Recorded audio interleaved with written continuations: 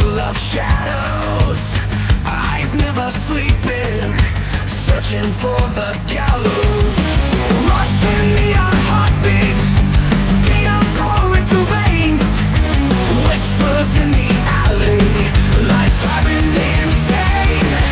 Two singers exposing the truth, two singers coming for you. Two singers exposing the lies. Open your eyes. Streets painting fear, numbers on the screen, darkness looking near, rebels never flee. Clocks ticking madness, voices break the chains, signals crossing static, unmasking those who read. Two singers exposing the truth, two singers coming for you. Two singers exposing the lies. Open your eyes. Two singers exposing the truth, two singers coming for you. Two singers exposing the lies. Open your eyes. Open your eyes. Open your eyes.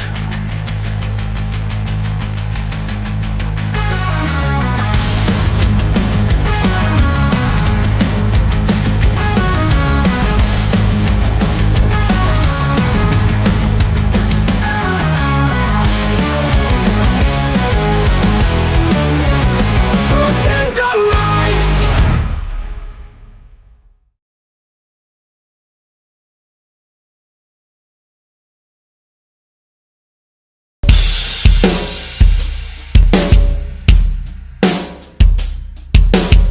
What? This is the microphone. They're both the same. Will it make any difference how I fix it? This is the one. It won't make any difference, but if you want me to change mics, I will.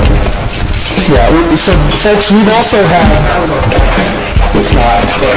we've had an enormous amount of work going on in terms of understanding our audio gear and trying to get it to work as well as possible. So now I have two microphones. There you go. So you can pick either one you want, whichever one you think sounds better. But they're both on me now. Alright, that's what happens when you're live. You just gotta go with it. But, no, I actually learned a whole lot about audio recording recently. You have to actually throw enough voltage into the microphone in order for it to not pick up a bunch of noise.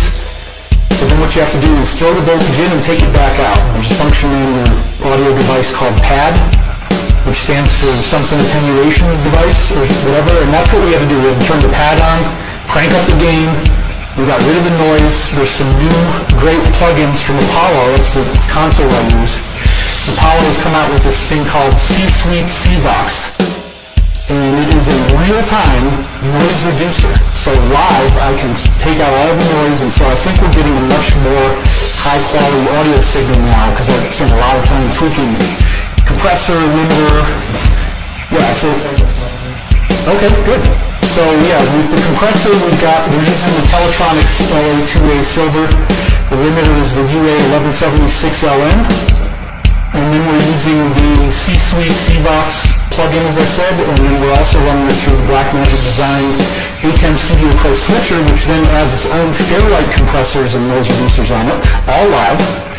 So I'm actually really happy with what we've gotten. So she says everybody's happier now, so we'll go with that. There is something very strange about these two microphones I have. We bought the same model, but one of them does appear to sound a lot better than the other. I thought I had fixed that, but you're saying it's still that way. Anyway, blah, blah, blah. I know some of you really hate it when I go off topic, so if you want to be angry and if that's going to make you feel better about yourself as a human being, go ahead and slag me off for talking about freaking audio. I don't care.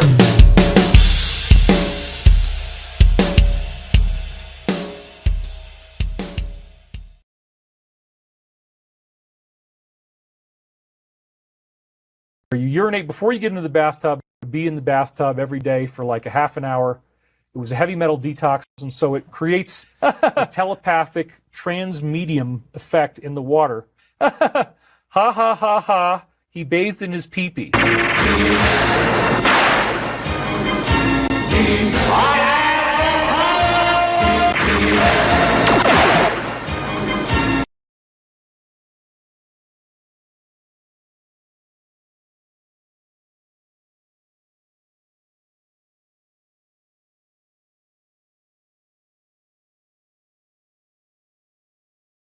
yeah, look at that. Very good. Oh yeah, look at that. Very good. Oh yeah, look at that. Very good. Oh yeah, look at that. Very good. I'm David Wilcock. I'm David Wilcock. I'm David Wilcock. Cock, cock, cock. Wow. Wow. Wow. Wow. Extraterrestrials, angels, angels, cock. Extraterrestrials, angels, angels, cock. Extraterrestrials, angels, angels, cock. Extraterrestrials, angels, angels, cock.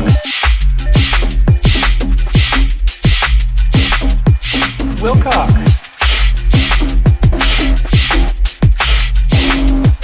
Wilcock.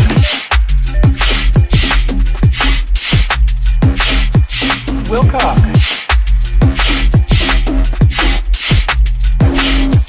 Wilcock.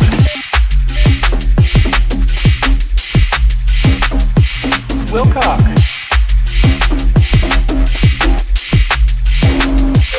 Wilcock. It's here, it's here, it's here, it's here, it's here, it's here. Cock. It's here, it's here, it's here, it's here, it's here, it's here, it's here. Cock. It's here, it's here, it's here, it's here, it's here, it's here, it's here. Cock. It's here, it's here, it's here, it's here, it's here, it's here, it's here. Cock. It's here. Extraterrestrials, angels, angels, cock. Extraterrestrials, angels, angels, cock. Extraterrestrials, angels, angels, cock. Extraterrestrials, angels, angels, cock.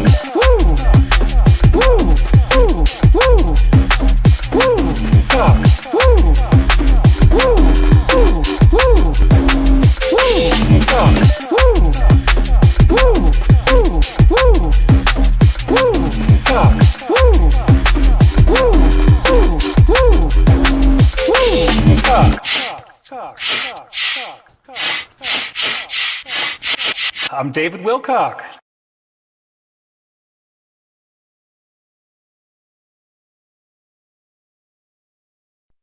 David Wilcock got a secret stash hidden somewhere deep in his past. Whispers in the halls of fame, a box of dildos stealing names. Rumors spread like fiery smoke, hidden deep beneath the cloak. Voices silent in the dark, questions rise like a spark. David Wilcock in a box of dildos. Where was it hidden? No one really knows. David Wilcock in a box of dildos. Oh no, oh no, it's starting to show. Talking about the things we lost, secrets buried deep in the frost. What's the truth and what's the lie? No one's safe beneath the sky. Echoes in the dead of night, cast your shadows in the light. Where's the truth behind these walls? Broken silence as it falls. David Wilcock in a box of dildos. Where was it hidden? No one really knows.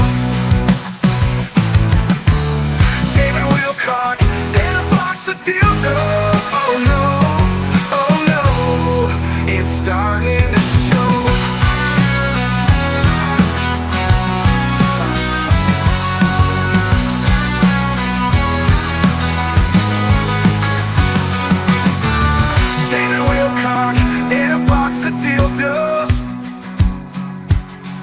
Where was it hidden? No one really knows.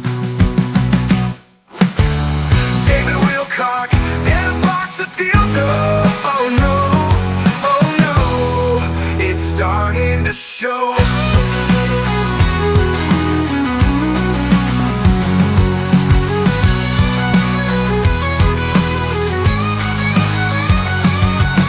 Talking about the things we lost, secrets buried deep in the frost. What's the truth and what's the lie? No one's safe beneath the sky. Echoes in the dead of night, cast your shadows in the light. Where's the truth behind these walls? Broken silence as it falls. David Wilcock in a box of dildos. Where was it hidden? No one really knows. David Wilcock in a box of dildos. Oh no, oh no, it's starting to show.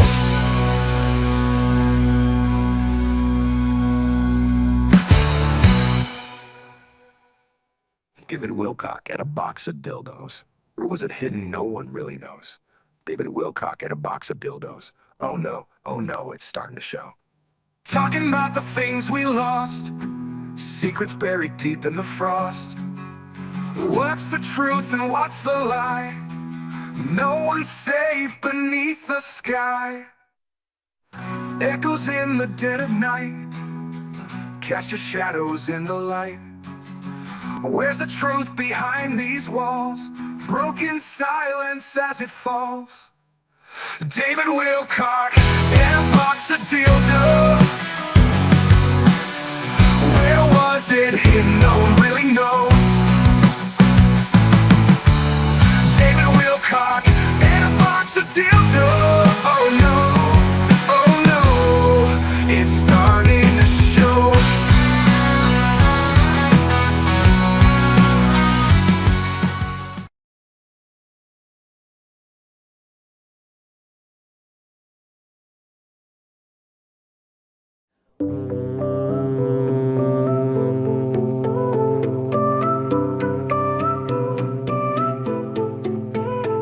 Stavati's been a ghost ship, 20 years of empty claims, with hangars full of garbage and dreams that never came. Now he's fishing for new suckers to store more junk inside, while promising his gullible fans hover cars and free energy rides. We are working on anti-gravity. As soon as we get financed, which again is coming very soon. Divine insights were handed down, but now they cost a fee. In the wacky world of Wilcock, that's the way it's gotta be. Financial resets, debts erased, a world so fair and bright. The alliance never came, and neither did his wife. The wacky world of Wilcock, where make-believe is real. It's the wacky world of Wilcock, where make-believe is real. Just buy my course, $300. Enlightenment's the deal. In the wacky world of Wilcock, where make-believe is real. Extraterrestrial pals, they're coming here to stay. Disclosure's always just around, but aliens delay. Law of one, the Bible, Bhagavad Gita, all mixed up in one. David's stealing from the best, but his fans think it's a brand new one. Plagiarizing profit, that's his favorite routine.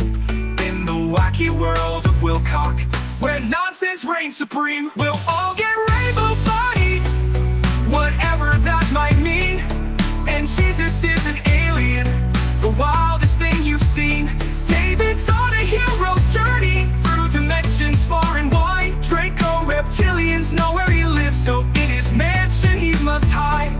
Catastrophes and end times were on the brink, he said, but my coffee's brewing nicely, and I'm still in my bed. The wacky world of Wilcock, where make-believe is real. It's the wacky world of Wilcock, where make-believe is real. Just buy my course, $300. Enlightenment's the deal. In the wacky world of Wilcock, where make-believe is real. No one's suffering like David in his mansion grand and tall, with bison, steak, and chicken. He's the loneliest of all. His teeth are fake as his prophecies, and courses that he sells. In the wacky world of Wilcock, he's ringing all the bells. If we bathe in our own urine, we can gain superpowers. What do we doing the bath does help. Or you urinate before you get into the bathtub, and then you drink new water out of a glass, and when you're in the bathtub, you can do a little more. Buy my course, $300. Enlightenment's the deal. In the wacky world of Wilcock, where make-believe is real. His PowerPoint slides are packed with schizophrenic rants, forced to stream on YouTube now, bankruptcy's a stance. Stavati Aerospace, a Ponzi scheme they say, so pay pics better pay up, or like Corey Good he'll stay. So many dates, so many dreams, none of them come true. But hey, don't fret, just buy the course and I'll enlighten you. For God's sake, take the deal, okay? But you have to take the deal and you have to cooperate. Rise, rise, rise. And you feel yourself, kinetic energy of levitation. You tingling across your skin. In 2012 we'd all ascend, a cosmic shift was due. But here we are in 24, and nothing much is new. Mass arrests and cabal busts, elites should quake in fear, yet they're still here, sipping wine. And we're all stuck right here, in a world of greer and good, crush and loot. With their claims nobody tops David Wilcock, with his fringe and wacky games, while they're sharing UFOs and theories kinda tame. David's got aliens who wanna sleep with him and eat him, what a shame. He's the master of the bizarre, with rainbow bodies on display, in the wacky world of Wilcock, where nonsense leads the way. So here's to Dave, the shyster bold, with tales so far-fetched and grand, in his world of make-believe, where fantasy's second-hand. He spins his fairy tales and lies between his YouTube streams, for his cat crystal ladies who gobble up his dreams.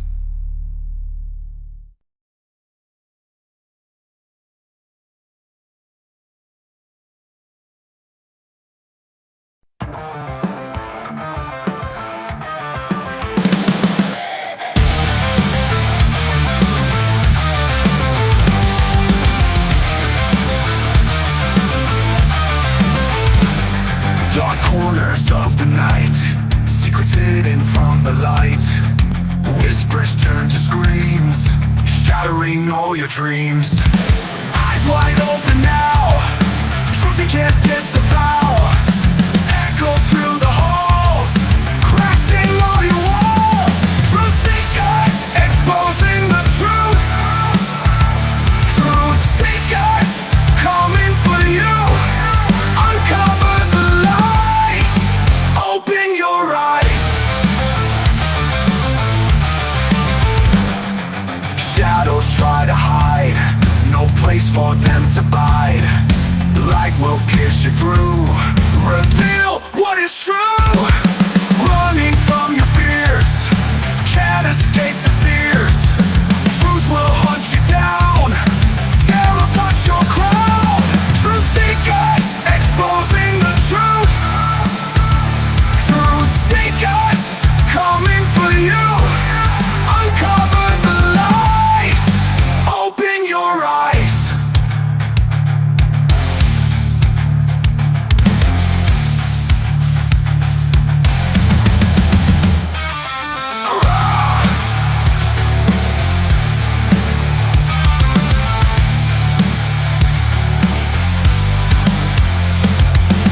Eyes wide open now, truth you can't disavow. Echoes through the halls, crashing all your walls. Truth seekers, exposing the truth. Truth seekers, coming for you. Uncover the lies, open your eyes.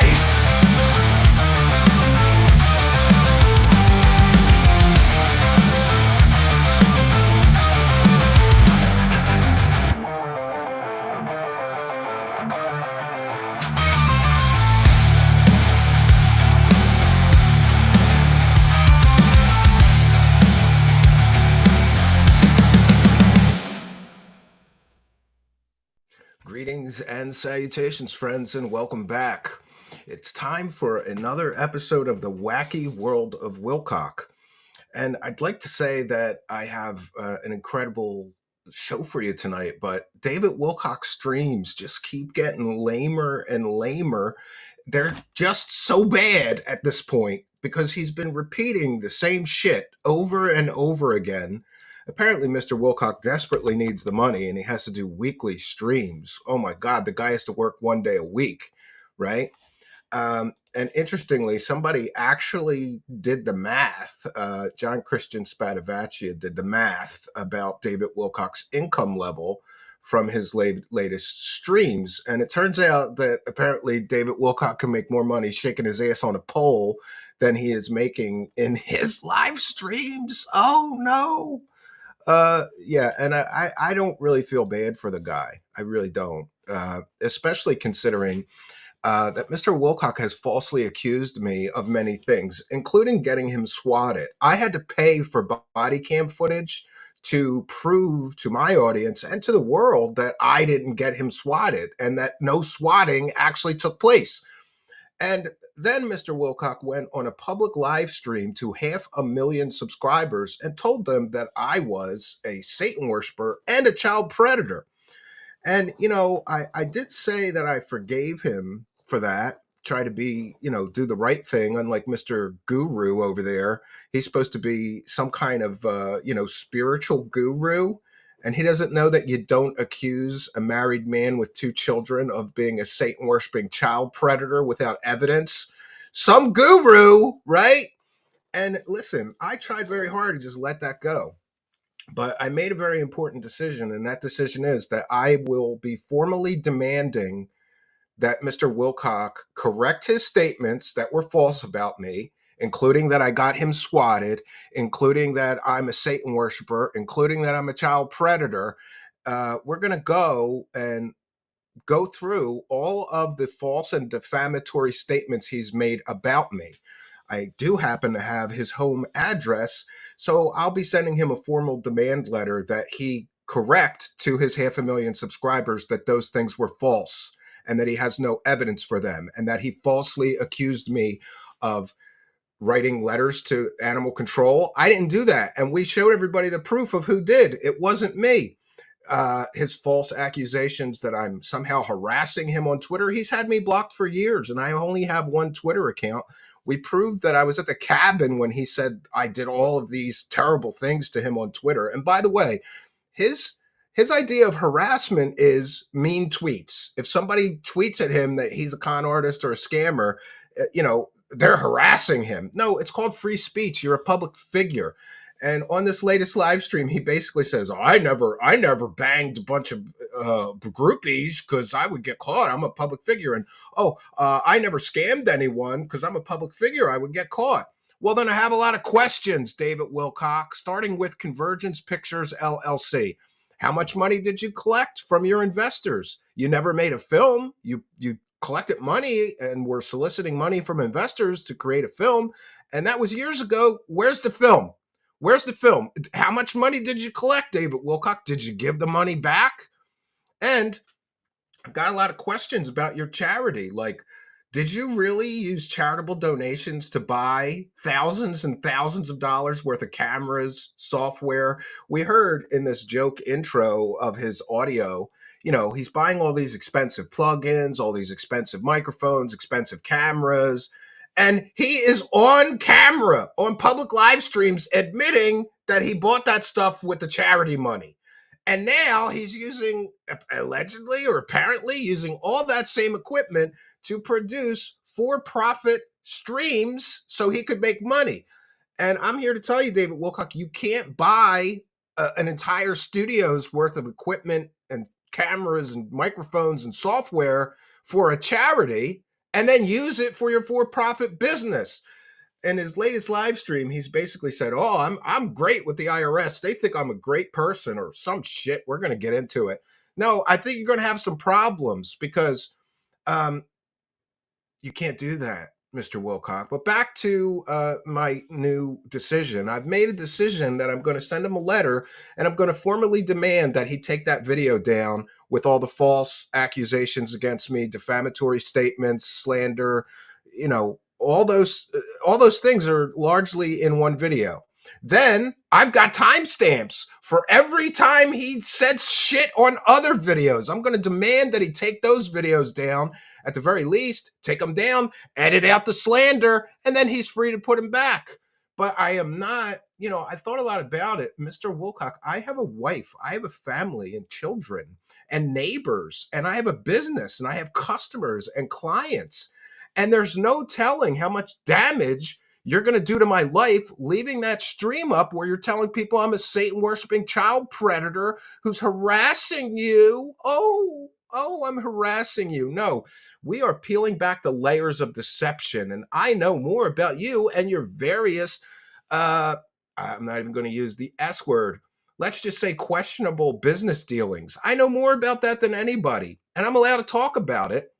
And why don't you answer questions of your critics instead of banning them all in your live chat, you intellectual weakling and coward? Why don't you just answer people's questions? Like, why do we need a hover car if we're all going to ascend and be able to levitate by May of 2025? Why do you need hover cars? And why don't you talk about how your business, Stavati, is being sued by a previous investor who called that business in the court documents an investment scam and a Ponzi scheme? Are you a victim of that entity as well? Because apparently you dumped lots of money into a company that's never produced anything. So I'm going to send him a formal demand letter. I want that video taken down, David Wilcock. You're not going to falsely accuse me of things. And Mr. Wilcock was recently served with a subpoena. That's right. He just got a subpoena and he's crying about it on his latest live stream. Suffer, bitch! Suffer! That's not the last subpoena you're going to get, because I'm seriously considering taking some actions if he doesn't take that slanderous, false, and defamatory statements out of that video that he made. But, you know, 3/4 of that video is him making false accusations. My advice to him is to just take that video down. And if he doesn't, I'm going to have to decide what to do, because I decided that long term, I don't know if 3 years from now, one of my customers or clients is going to see that video and cancel the business relationship they have with me, thinking I'm a Satan worshiper or some, you know, nefarious person because this ancient aliens doofus dumbass said so, right? So he's got to take that video down, and he's also got to apologize to my family. That's what I'm demanding, that he apologize publicly on his public live stream and tell his dumb as rock, stupid as shit audience that he had no evidence on which to make those false statements about me. And, you know, maybe he just got it wrong. He thought it was me who called animal control, or he thought it was me. We've proven it wasn't, you dumbass, Mr. 180 IQ. Right. And I love that he makes a video claiming he's going to sue me. And then he does all that shit that I've described, all the false statements, all of this stuff. So we're going to take a moment to welcome in the live chat. We've got a great audience. And this somebody was asking already, what's the deal with the super early show? My children have a half day tomorrow and I have some things to do. So we're trying to get through the show a little earlier so that I won't be a mess tomorrow. I want to mention that we have a goal tonight of getting 50 super chats at teal or better, the $5 or better. We'd like to get 50 of those. And if we do so, I'll be doing something I haven't done in a long time, checking in with Corey Good and giving you an update on that dumbass. And also we'll have a Q&A, Ask Me Anything session if we can get to the overtime. So we've already got some kind and generous people. Don McLean, I'm in the EU, so I listen in the mornings. Looking forward as always. Great show. Merry Christmas. Praise the cash. Yeah, praise the cash, friends. Praise the cash. And you can see the goal up there in the live chat in the YouTube. And we want to welcome our Kick friends. There's a bunch of people chatting. I'm monitoring that in the kick.com chat. Railroad Bum with a kind and generous $5. Merry Christmas and thank you for the tireless work you do, my friend. It is my pleasure. And we thank you. And oh, wow, look at that. Jack Dittman just became a Praise the Cash member. Friends, if you hit that join button and become a member, we give you a big shout out and a thank you. And we want to thank all of you members. We really appreciate you doing that. And tonight we've got my favorite Praise the Cash bumpers. So thanks to all of you people helping us to praise the cash. Become a member today. You'll be glad you did. And make sure you smash that subscribe button, because if people gift memberships while the show is live and you're in the live chat and you are a subscriber but not yet a member, the gifted memberships get randomly distributed somehow to people in the live chat. You could win a free membership tonight. Smash that subscribe button if you haven't already. And thank you, Jack Dittman, who just became a Praise the Cash member. Praise the cash, friends. I'm feeling like praising the cash hard tonight because, brother, can you spare $1? It's December. I have 2 children that think I have the wallet of Elon Musk, apparently. I told my 8-year-old, you're gonna put Santa in the poorhouse with all this shit on your list. And he said, it's okay. Santa has plenty of money, Dad. And I just laughed. All right. So thank you, Jack Dittman, and all of you kind and generous people helping us to praise the cash. Praise the cash. Praise the cash. Praise the cash. The blue chickens command you to praise the cash. Praise the cash. Praise the cash. All right, we're praising the cash with our special cash clown tonight. And Chris Damaris with a kind and generous $4.99. Wilcock to study a sticky trap. Wilcock is stuck to a sticky trap in my garage. I heard vegetable oil will get him off. Well, thank you for helping us to praise the cash. Longtime show supporter Chris Damaris. And as far as our goal, I have to check over the YouTube live chat, but we're already checking off the boxes of that goal. Oh, look at that. And we have This Is Stuff with a kind and generous £5 from This Is Stuff. Thank you for helping us to hit the goal. And of course, we've got Bonan the what is that? Bonan the Carbarian with a kind and generous $4.99 saying for the goal. Yes. And another one, P18 Truth Seekers LFG. Praise the cash, expose the truth, felt it, etc. Yeah, we appreciate you. And Jack Dittman with another $5. Already became a member. First time getting to watch live. I'm excited for this. Can we make it to the goal? Yeah, absolutely. God bless the goal, friends. Mariner 1712. David Wilcock is the source of the drones. He's still looking for that box of dills. Suffer, David. Suffer. Yeah. He's talking to angels and he has superpowers, but he can't find a box of dildos we buried, right? And then we have Zeratech just became a Praise the Cash member. Thank you for your kindness, generosity, and support. All of you guys, really, I can't thank you enough for helping us to praise the cash. Praise the cash. Praise the cash. Praise the cash. Thank you for your kindness. Thank you for your generosity. Praise the cash. Praise the cash. All right, praising the cash. And we have Matthew A with a kind and generous $2.99 super chat. Is Wilcock related to Willy Wonka? Real questions. He sure looks like him, right? But thank you. Dollar cost backpacker. Just finished my bath. It was super annoying waiting for all the urine to drain out. I know, that's what David says. You can't just get out of the piss tub. For those unaware, if you want superpowers, you got to piss in the bathtub. You got to lay in your own urine. And then when you're done, you have to pull the top of the bathtub topper thing, the drain, and you have to just wait until all the piss rushes over your body and drains out. Just gross, but thank you, dollar cost backpacker. And we have Jack Dittman again, very generous of you. David asked me to say this for him. I'm totally not making it up. It's legal to buy and use it all because the angel Michael told him to do it. Suffer, Steve. All right, I will suffer for that, but thank you for your kindness, generosity, and support. And we have Fat Chick Thriller, big new show supporter, kind of generous, $7.99 Australian, says, God bless the goal. And thank you, Fat Chick Thriller. If you recently got a free membership, it probably came from Fat Chick Thriller or Mike Larry, the two MVPs of buying gifted memberships. Thank you both. David Wilcock just must prostrate himself before Stephen Cambion and apologize profusely, or he will be fed to reptilian aliens. Again, thank you for your kindness, generosity, and support. We've got Sweet Papa Stovepipe with a kind and generous becoming a member. Thank you. That's very, very kind of you.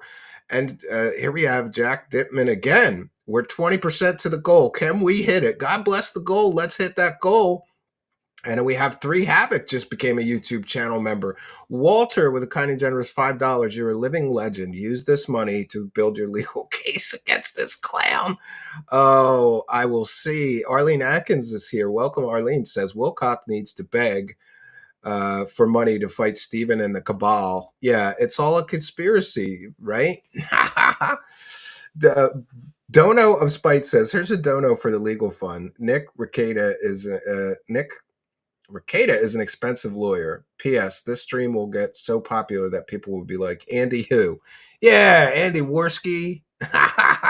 I like Andy Worski, and I like PPP. God bless all you Keno Casino friends that are coming over. And while I'm thanking you Keno Casino friends, I just have to say, I know that you guys are like a raunchy, crazy kind of a crowd, but we do have some rules in the live chat, like don't be a dickhead. That's generally my rule. Like, be nice to everybody in the chat, please, because we're kind of trying to integrate 2 different, we had our existing audience of like 10,000 subs, and then we got like 5,000 subs from you Keno people. And I don't know. I didn't see anything that one of the mods like said some crazy things were said or done, or I don't think that they get the humor. So don't tell mods to suffer, and just be kind to everybody, especially the mods. I would really appreciate that. Um, put the fear into David Wilcock. Well, I don't want him to fear me, but he's got to respect me. I've been right about every story we've run about him. And I've been right about Corey Good being a complete and total fraud and making up all those stories. And I just want to say to David Wilcock, what are you going to do, David Wilcock, when May 2025 comes and none of the shit that you're predicting happens? Are you going to slither away like you always do? Remember, in the year 2000, David Wilcock claimed that we'd all get rainbow light bodies, and none of that happened. And there would be ascension in the year 2000. Then it didn't happen. And then he just went away for a little while, and then he made up new bullshit. And then in 2012, he ran that same con again, selling books and whatever, claiming that this huge ascension event was going to come and the solar flash would happen in 2012 and we'd all get telekinetic superpowers. And then none of that happened. Absolutely none of that happened. And again, he slithered away for a little while. Then he came back with Corey Good, who is a complete and total fraud and made up all those stories. David Wilcock spent 5 years telling people completely and totally fake secret space program stories with Corey Good, the fake astronaut who's never been to space. He admitted it under oath. So David Wilcock, enjoy this, enjoy the situation that you have going, which is that people who are so dumb, listen, no matter how dumb you think David Wilcock's followers are, you have to realize they're even dumber than you think. Because who would give this man money for his fake information when he clearly has been wrong about literally everything he ever did? And I'm going to share my screen. Before we get to the clips, by the way, we want to thank Macario because I no longer have to do the whole stream. He did a 5-hour stream. 5-hour stream, friends. 5 hours of nonsense yesterday. And it's interesting to see the kind of money that he is making, though. Let's change that up so you can see it. Yeah. So this is from John Christian Spadavaccia, who actually did the math. Almost 6 hours for $1,394. That's pretty good amount of super chats. Of course, YouTube will take 30% of that. So maybe he's down to any donations made through the YouTube app on Apple device, Apple will take an additional 30% cut of YouTube's cut. David will be lucky to see $700 for 6 hours of work. He might as well dress up as a woman and go dance on a pole. He'd make more money. And I have said that I have offered a bounty. If anybody can do an AI face swap of David Wilcock shaking his ass on a stripper pole, I got $50 in PayPal for you. Because I think the world needs to see David Wilcock shaking his ass on a stripper pole. That's my personal, I'm allowed to want that out of life, right?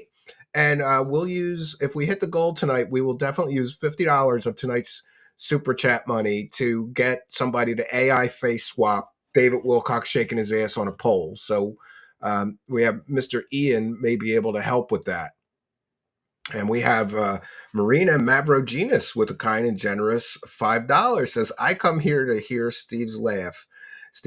Well, I'll try to laugh tonight, but this David Wilcock story is going nowhere. Sometimes it's funny, but he's so stupid and he keeps repeating the same shit. I just want him to. Oh, but he did. He's talking to new.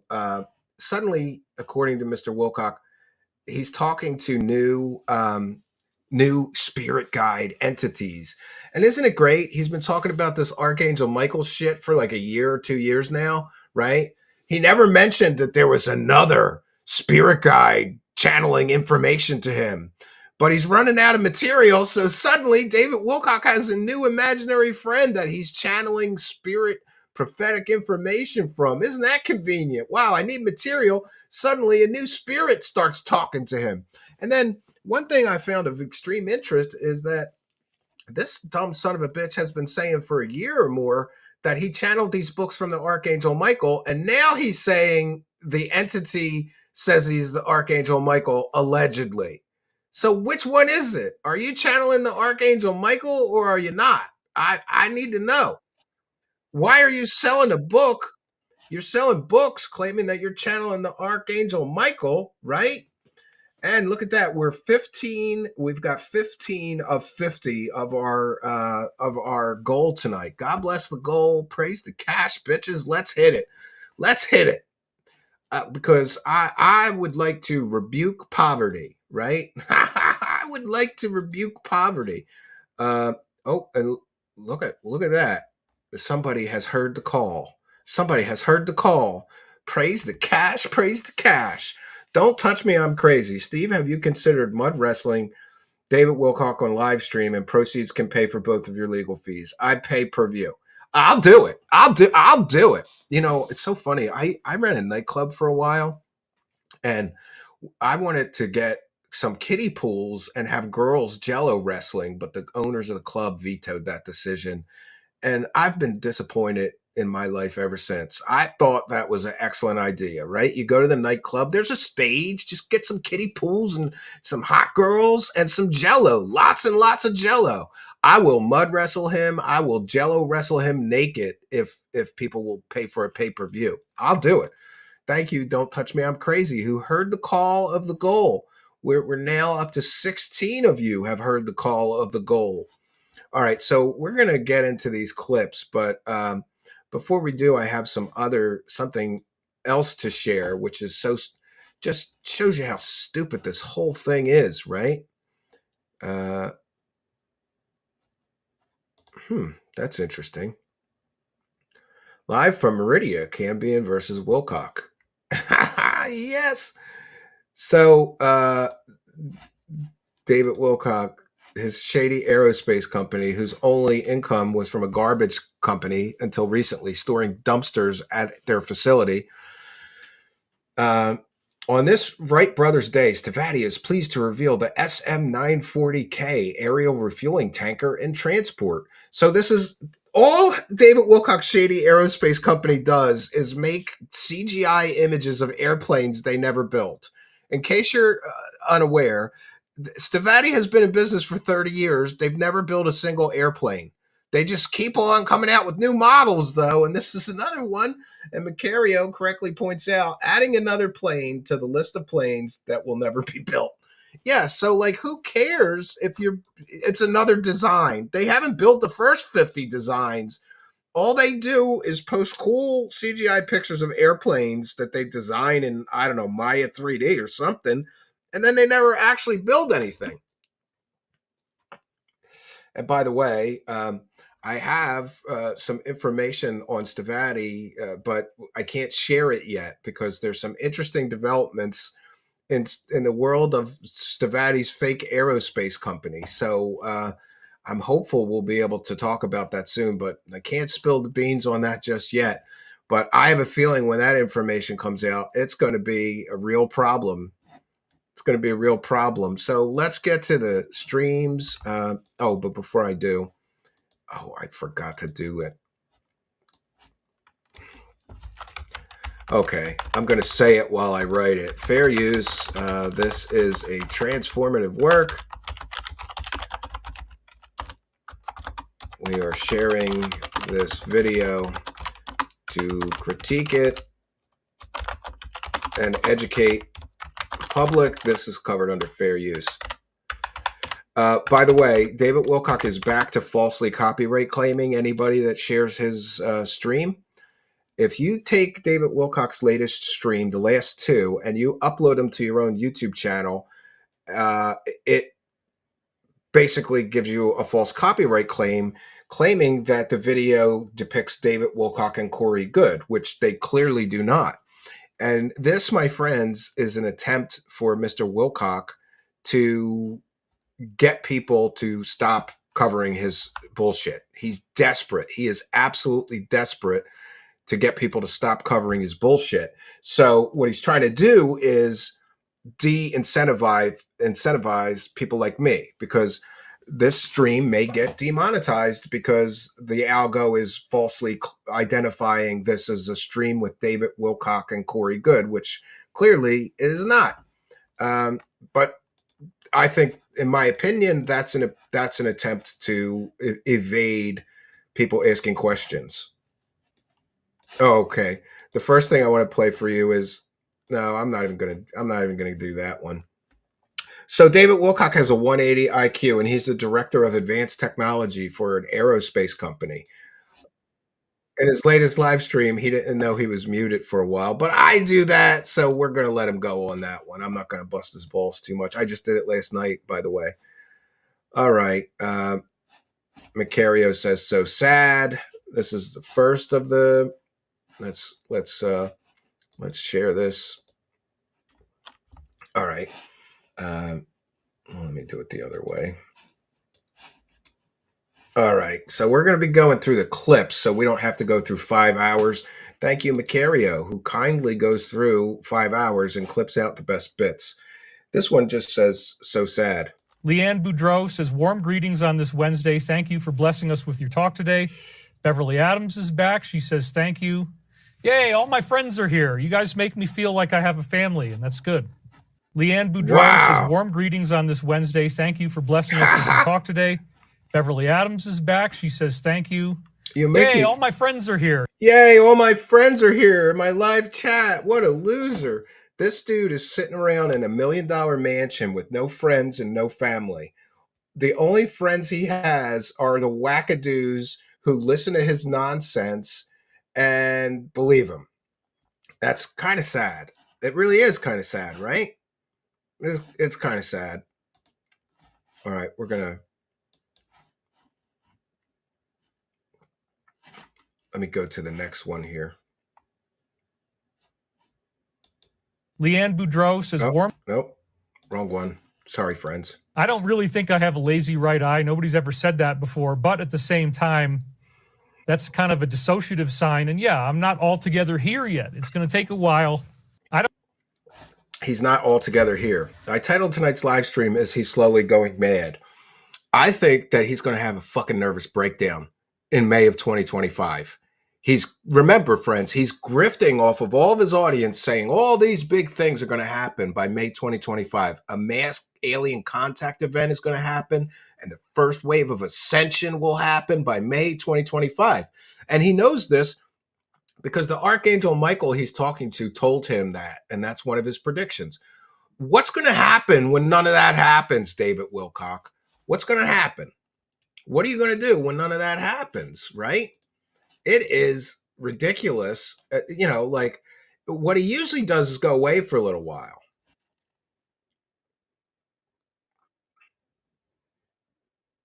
Oh, this is a great clip. And David Wilcock loves to brag that he knows Stephen Greer, and he was at the original Disclosure event in 2001. But he forgets that even Stephen Greer kind of thinks he's a nutbag, and definitely Joe Rogan thinks he's a nutbag. Macario has cut that clip in. So here he is bragging like, I know Stephen Greer. And we're going to see Joe Rogan rip him to shreds. For the May 10th closed executive VIP briefing, Dr. Stephen Greer was running it, and he had 39 witnesses there, and I got to meet all of them over the course of that week. You know the guy in the beginning of your video that says that you're a genius? David Wilcock. Do you know who that guy is? Oh, yes, I know who he is. Yeah. Mm-hmm. Do you know that he also thinks that he's Edgar Casey reincarnated? I have no idea. That's news to me. Edgar Casey's friends and how his friends look. Oh, no, it gets better. He's now saying he's Lucius, the guy who wrote the biblical book of Luke, that he is King David, the guy who slew Goliath in the Bible, and Edgar Casey reincarnated. Like Edgar Casey's friends. And really? You ever watched any of that guy's lectures? No, I haven't. Yeah. I mean, some of the team interviewed him, but I don't Might know. want to do a little editing. Might want to do a little editing with that one. Not saying that anything else in your documentary is bullshit, but that guy makes my radar detector go off. Oh, poor David. That guy makes my bullshit radar detector go off. Great. So we know he's never getting on Joe Rogan. As much as he would, dude, Billy Carson got on Joe Rogan. David Wilcock, you loser. A fake Pentagon UFO program director in the form of Luis Elizondo got on Joe Rogan, you loser. How did you not get on Joe Rogan? Because Joe Rogan's bullshit detector is really bad, but even Joe Rogan realized that David Wilcock is a nutbag and won't let him come on his show, right? And that's interesting. Like, how nutty do you have to be for Rogan to not let you on, right? And Macario about this next clip says, more for my montage of clips 1 week or before the end of the year. So here is Wilcock again with the promises of great things to come, but they never do. They never happen.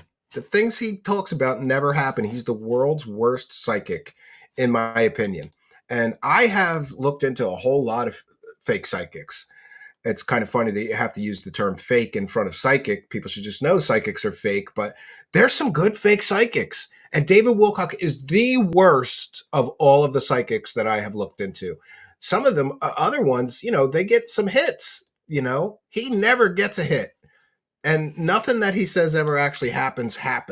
In the aerospace company, as you've heard me say so many times, we're developing things like this. This is our SM-39. It's the fastest jet that will have ever been made. It also so we're supposed to believe that an aerospace company that's never made a single airplane is suddenly going to create the fastest jet ever made on Earth.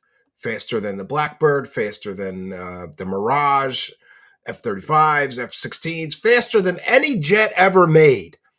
Listen, dude, you got to walk. You got to crawl before you walk. How about you just show us like a simple airplane that your company actually made? But they don't make anything except for these G.I. Joe toy models. This looks like a Cobra G.I. Joe toy from when I was growing up. But he claims that it's also can fly in space. Do you even understand the difficulties involved in that, David Wilcock, you dumbass? You would need two separate engines, one for space and one for terrestrial flight. So you'd need jet engines and rocket engines on the same airplane. Show me how you've figured out how to get that to work when Elon Musk hasn't, when NASA hasn't, but his shady company that's been called an investment scam and a Ponzi scheme took $1 million in investor money and never gave the investor any money back, so he sued them. They're going to create the fastest airplane ever made. Sure, David Wilcock. also can work as a spaceship. It already flies. We've already got it digitally flight tested. It already flies. Well, we digitally flight tested it. You mean you ran it through a digital wind tunnel? That's not it already flying. Show us a real airplane, David Wilcock. Oh, that's right. You can't, because your company is a shady joke and never produces anything except pretty pictures and 3D printed toys. Awesome. And in light of Stavati news, we've got incredible. I mean, I don't want to be immodest, but we're just winning on an incredible level. Oh, yeah, you're winning. Your company is being sued. Listen, this is the reality. Let's peel back the layers of deception here. Mr. Wilcock claims that Stavati is winning. Stavati is winning, friends. What are you winning? The shadiest shitty company of the year award? That's all you're winning. David Wilcock's shady aerospace company is being sued by creditors. People are seeking liens against their only property, an airplane hangar, which up until recently was the properties was storing garbage dumpsters for a garbage company. That was their only income. They're winning.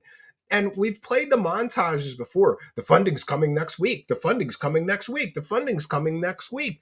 I think it is a karmic, wonderful thing that if I'm correct, and I believe I am, I freely admit this is my opinion and speculation, David Wilcock is one of the victims of that Ponzi scheme and investment scam. as described in the court documents, because he dumped a whole bunch of money into that company to get a lofty title of Director of Advanced Technology. Listen, what are you directing over there, David? They don't have any technology, none that they could show us, let alone advanced technology. But David Wilcock and the shady aerospace company, they're winning. They're being sued by investors, sued by creditors. People they lost their tax breaks with the local community because they promised 400 jobs and created 0 jobs. 0. Big 0, David Wilcock. How the hell is this winning? I don't understand how you would call this winning, but welcome to the wacky world of Wilcock. If you have a company that's being sued by investors, sued by all the creditors you never paid to the tune of hundreds of thousands of dollars, people are trying to get liens and foreclosures placed against your facility. You are not winning, David Wilcock, except maybe Bullshitter of the Year award. I'll give him that one. We had something else pop up 2 days ago.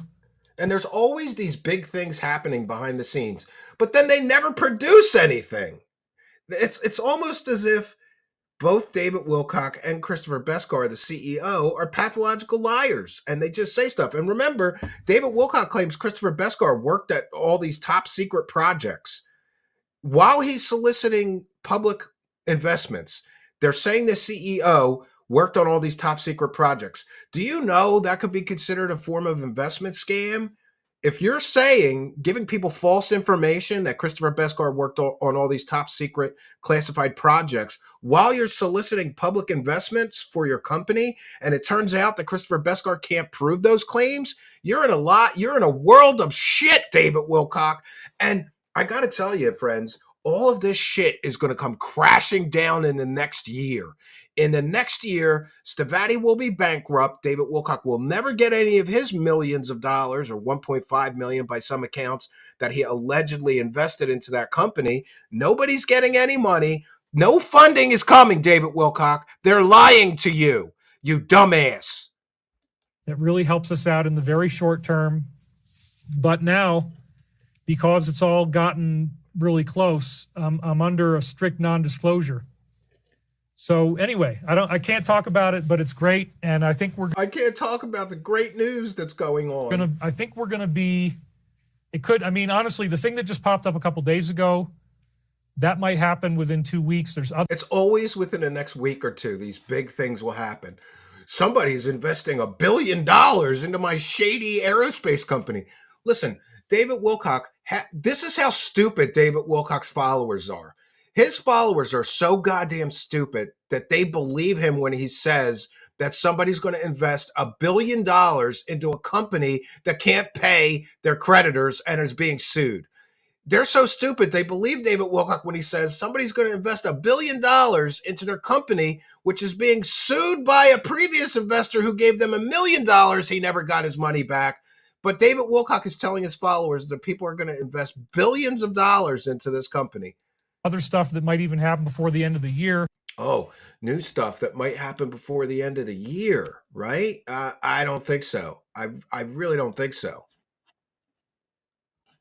The aerospace company. In my aerospace company, you don't have a company. You have a Ponzi scheme and investment scam, according to court documents. That's what that company is, according to a previous investor. Why would anybody new invest money while you're being sued by a previous investor? None of this makes any sense. But welcome to the wacky world of Wilcock, right? Welcome, friends, to the wacky, wacky world of Wilcock. And we're going at a good pace here. I will check in with the super chats in just a moment. We'll do this clip and then do that. And check in with our goal. God bless the goal. Praise the cash, bitches. It's December. And my children are putting me in the poorhouse. I may never recover. We are intending to build technology that fundamentally violates what we think is real. A levitating machine, a machine that actually just uses anti-gravity. Yeah, and for those unaware, 3 years ago now, David Wilcock said that they would have a working prototype to show everybody within 1 year. That was 3 years ago. And David Wilcock collected $333 for his anti-gravity and free energy course. And in the pitch to why you should buy my course, he said that if you just buy my course, you'll be able to do it too. Can you guess how many people have created free energy engines or anti-gravity devices after taking David Wilcock's course? That's right, nobody. Nobody. So was that also a con or a scam, David Wilcock? You said if people just take your course, they'll be able to do it too. Donnie McDoomface with a kind and generous £2. Thank you for your kindness, generosity, and support. Much appreciated. Oh, let me get that one. We have Stuff and Things with a kind and generous $5. More like Steve Ambien. Am I right? Let's get felted, etc. Okay. Well, we thank you for your kindness, generosity, and support. God bless the goal and praise the cash, friends. And I'm furiously scrolling through the live chat.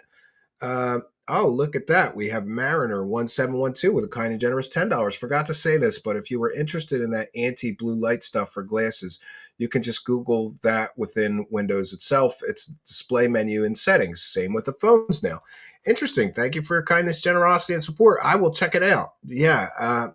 I do have a monitor somewhere around here that is not, it's like anti-blue light monitor or something. It came from one of my customers or clients that was upgrading, and I haven't even, I don't know that I've even used it, but I'm interested in that. Dwayne Dibley with a kind and generous $5, another one for the goal.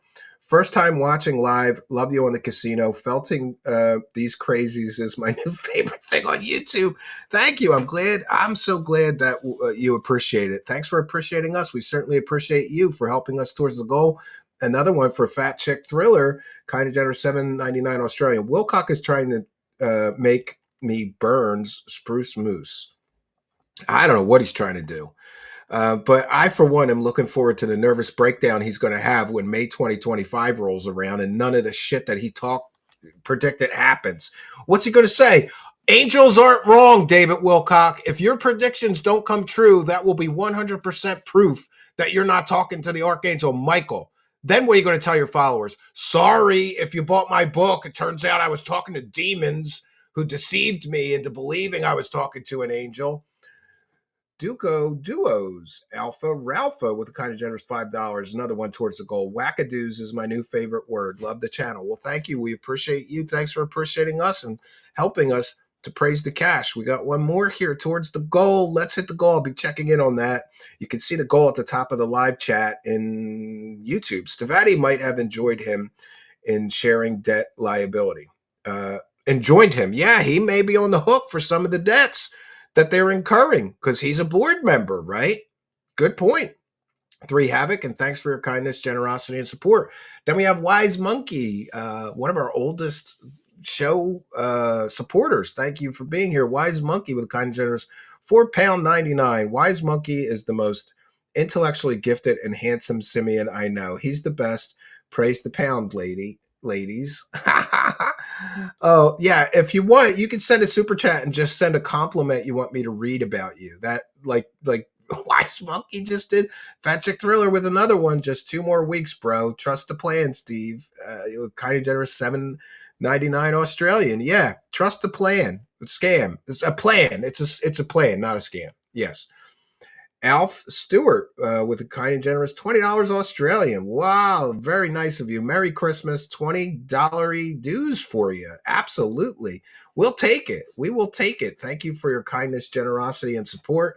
And wow, look at that. We are, let me check in on the goal. We are halfway to the goal. 25 of 50 super chats of teal, $5 or more each. We just need 25 more of you to heed the call. Praise the cash, and praise the goal, friends. We're going to hit that goal tonight. I feel it. There's another one. Mr. Bones, Mr. T-Bones. I'm so glad Keno Casino introduced me to you. It's been the best collaboration I ever did. I've been a guest on a lot of other people's shows, but none of them have impacted my show very much. In other words, I didn't really, all the other guest appearances maybe got a tiny bump, but nothing like this. This has been awesome, and we're so glad that happened too. PA team with another one, $5 towards the goal.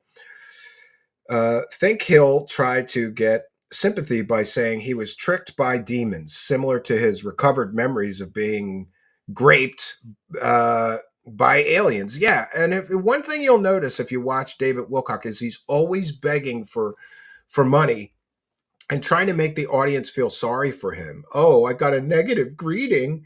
A cop knocked on his door and served him a subpoena. And by the way, we're going to talk about that. So he gets served with a subpoena, and it appears that it's the subpoena for the Gaia Corporation against Corey Good case. They are subpoenaing him and making him do a deposition where they're going to ask him all kinds of questions about the Corey Good situation. Here's another one from Sweet Papa Stovepipe. Crazy David Wilcock claims to be Luke the physician. Just checked my NA 28th. Lucius is not spelled the same as Luke. Romans 16:21 and Acts 13:1 spelled Lucas. Yeah, well, he's claiming to be the person who wrote the book of Luke in the Bible, I think, right? Yeah, he doesn't have an ego at all. But thank you, Sweet Papa Stovepipe. Another one towards the goal and stuffing things with another one towards the goal. You're going to feel so stupid when all his predictions happen. Suffer, Steve. Yeah, I don't think that's going to happen. Sandra McDonald, you're working the felt, Stephen. I think that's what you meant, right? You're working the elf or the felt. I think you meant felt. But thank you, and we'll give everybody a thank you from our favorite cash clown for helping us to praise the cash.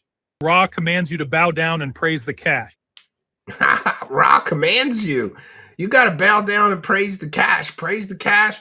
And listen, we're praising the cash hard because it's December, and we appreciate you. Thanks for appreciating us. And it looks like 30 of 50. We need 20 more of you kind and generous souls to just super chat $5 or more. And we're going to do some overtime tonight. And I have to say, I'm liking this early show. I feel a little more energized. Sometimes by 9, I'm just kind of beat up for the day. You know, wife, kids, making dinner, cleaning up from dinner, whatever errands I have to run, other business endeavors. And then 9 o'clock rolls around, but I'm feeling good. I think we might do this again. And I think that would be a good thing to do. Maybe I could get to bed a little early. You know, early to bed, early to rise is what they say makes a man healthy, wealthy, and wise. And it hovers off of the ground. That seems impossible. But the Navy... Yeah, it seems impossible because it is.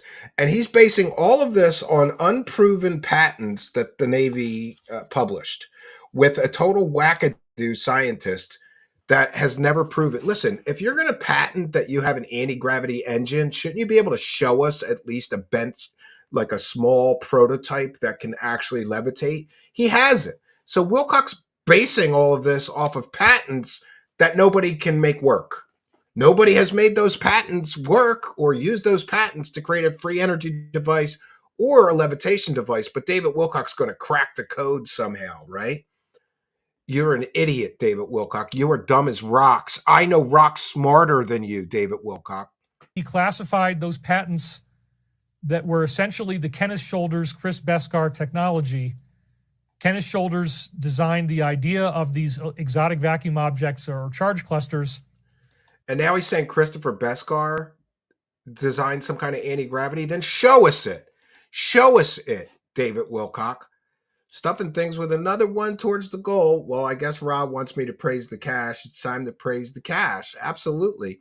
And Jack Dittman with another kind of generous $10 Australian. I've been a chef for 14 years, been in kitchens for longer. I've been apprentices from everything from throw out 1,000 of saffron to thinking wasabi power was Coke. I don't think it could get worse. Well, that's interesting. Yeah, you definitely don't want to snort wasabi power. But thank you, Jack Dittman, for helping us to praise the cash. And now we are just 18 away from the goal. Let's check in. Bless the goal, 18. We're 18. So he's now, David Wilcock is now claiming that the technology that was patented by the Navy was somehow invented by his CEO, who also lied and said Beskar armor on The Mandalorian was named after him to thank him for designing spaceships for George Lucas Star Wars prequels. Yeah, they said that. And we got to the actual writer of The Mandalorian who said, that's bullshit. I don't even know who that guy is. So one of the things about a pathological liar is they lie about even stupid things that don't matter, right? Like, why would they lie about stupid things that don't matter? Like, oh, we invented Mandalorian armor. It was named after my CEO. No, it We wasn't. are intending to build technology that fundamentally violates what we think is real. A levitating machine, a machine that actually just uses anti-gravity Yeah, and it hovers off of the ground. That seems impossible. because it is The impossible. Navy declassified those patents If it's possible, that show were us. essentially the Kenneth Show Shoulders, us Chris something Beskar levitating. technology. Kenneth Shoulders designed the idea of these exotic vacuum objects or charge clusters, and he just Not on roll the electricity off the end of a needle, and then you shoot these little charge clusters at a solid object, even like my glass of water here.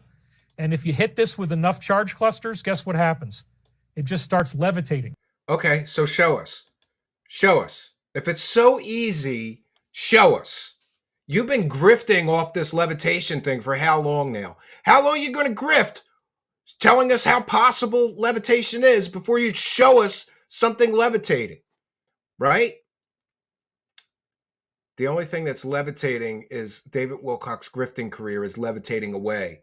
That's what I think, right? Firstborn Suck and Cope and Sneed with kind of generous $5. Another one towards the goal. Wilcock probably got his power from swimming in the frothy pea waters of Lake Kresva with the ancient dolphins from the 70s. Woo. Okay, that's weird, but okay, we'll allow it. CSK with a kind of generous $4.99 says, Suffolk goal. Yeah, thank you for your kindness, generosity, and support. We appreciate you. Thanks for appreciating us. It defies the laws of physics. Nothing can defy the laws of physics. Exactly. But my point is, how long are you going to collect money and grift off of this, David Wilcock, before you're forced to show us some proof or evidence of your claims? If you say it's so easy to create anti-gravity, then just show us the anti-gravity. An alien scientist is here who actually has a degree in physics, and him and his friend Mark from Falcon Space verified that David Wilcock's and they're real scientists. They both, I think, doesn't Mark has a science degree too, Jeremy? Jeremy has a degree in physics, and Mark's got a whole lab dedicated to strange science, fringe science, anti-gravity, and free energy, and all that stuff. They both verified that David Wilcock's course for $333 was a cobbled together mess of nonsense, cobbled together from around the internet. Nothing original, nothing new, and nothing that works. An alien scientist says, Ken Shoulders, I want to see results. That would be disclosure. I agree with you 100%. And another one towards the goal, Pentaxenstein. Hey, Steve, long time. The grift is painful. News Nation has become the home of horse shite. I can't say I disagree with you, but thanks for helping us to praise the cash. And we have DM Andy with a kind of generous £5. My £5 is levitating over to you. Praise the cash. See, we have more proof of levitation on my show than David Wilcock, and I'm not grifting off of David Wilcock's grift, right? But thank you for helping us to praise the cash. Thank you for your kindness. Thank you for your generosity. Praise the cash. Praise the cash. Praise the cash. Oh, friends, we are praising it tonight. And we're just 13 away from hitting tonight's Super Chat goal. So thank you all for your kindness, generosity, and support. So, at some point, he's going to have to show some proof of this shit. Like, shouldn't he have to eventually show some proof or stop grifting off of it? You would think so.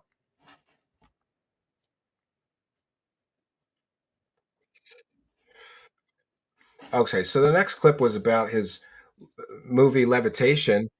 It's never come out, and he keeps saying that it's going to come out, but apparently they filmed him for 5 hours and then never made a movie out of it because it's another failed David Wilcock project. Maybe they didn't want to be involved with somebody that spent 5 years of their lives selling fake secret space stories for cash. And here he is. I don't know. This is just bizarre. Macario says, I thought the Hidden Pod would have fun editing this clip. This is about, I don't know. Anyway, I got it. My lips get dry. I mean, it's freaking dry. I live up in a desert, 8,600 feet. We've had He doesn't live in a desert. Again, back to him being a pathological liar. He always is trying to make people feel sorry for him. Lately, he's been saying, there's tornado force winds, hurricane force winds. We have the weather reports, David Wilcock. Why are you lying about there being tornado or hurricane force winds to make people feel sorry for you so they give your lying dumbass money, right? And how dumb do you have to be to give David Wilcock money for this level of nonsense when he keeps getting everything wrong? crazy, crazy wind. It's been very intense to live here lately. So now it just feels like I've got 2 lines of grease on my mouth. It'll take a while for that to go. Well, let's kind of cut down on that a little bit. It's pretty crazy. I guess he needs a lot of chapstick. When you suck a lot of dicks, I think it helps, right? I don't know from personal experience, but I've heard if you're going to suck a lot of dicks, you need a lot of chapstick. So there's David Wilcock talking about grease on his lips. Jesus. The whole grease mouth thing, I don't know if David Greasemouth Wilcock doesn't quite have the ring to it that it should. Oh, Jesus Christ. In our All right, this next one, Stavati. company, in Stavati, Stavati has seen all the drone companies have offered them to Stavati. Now he's getting in on the drone grift.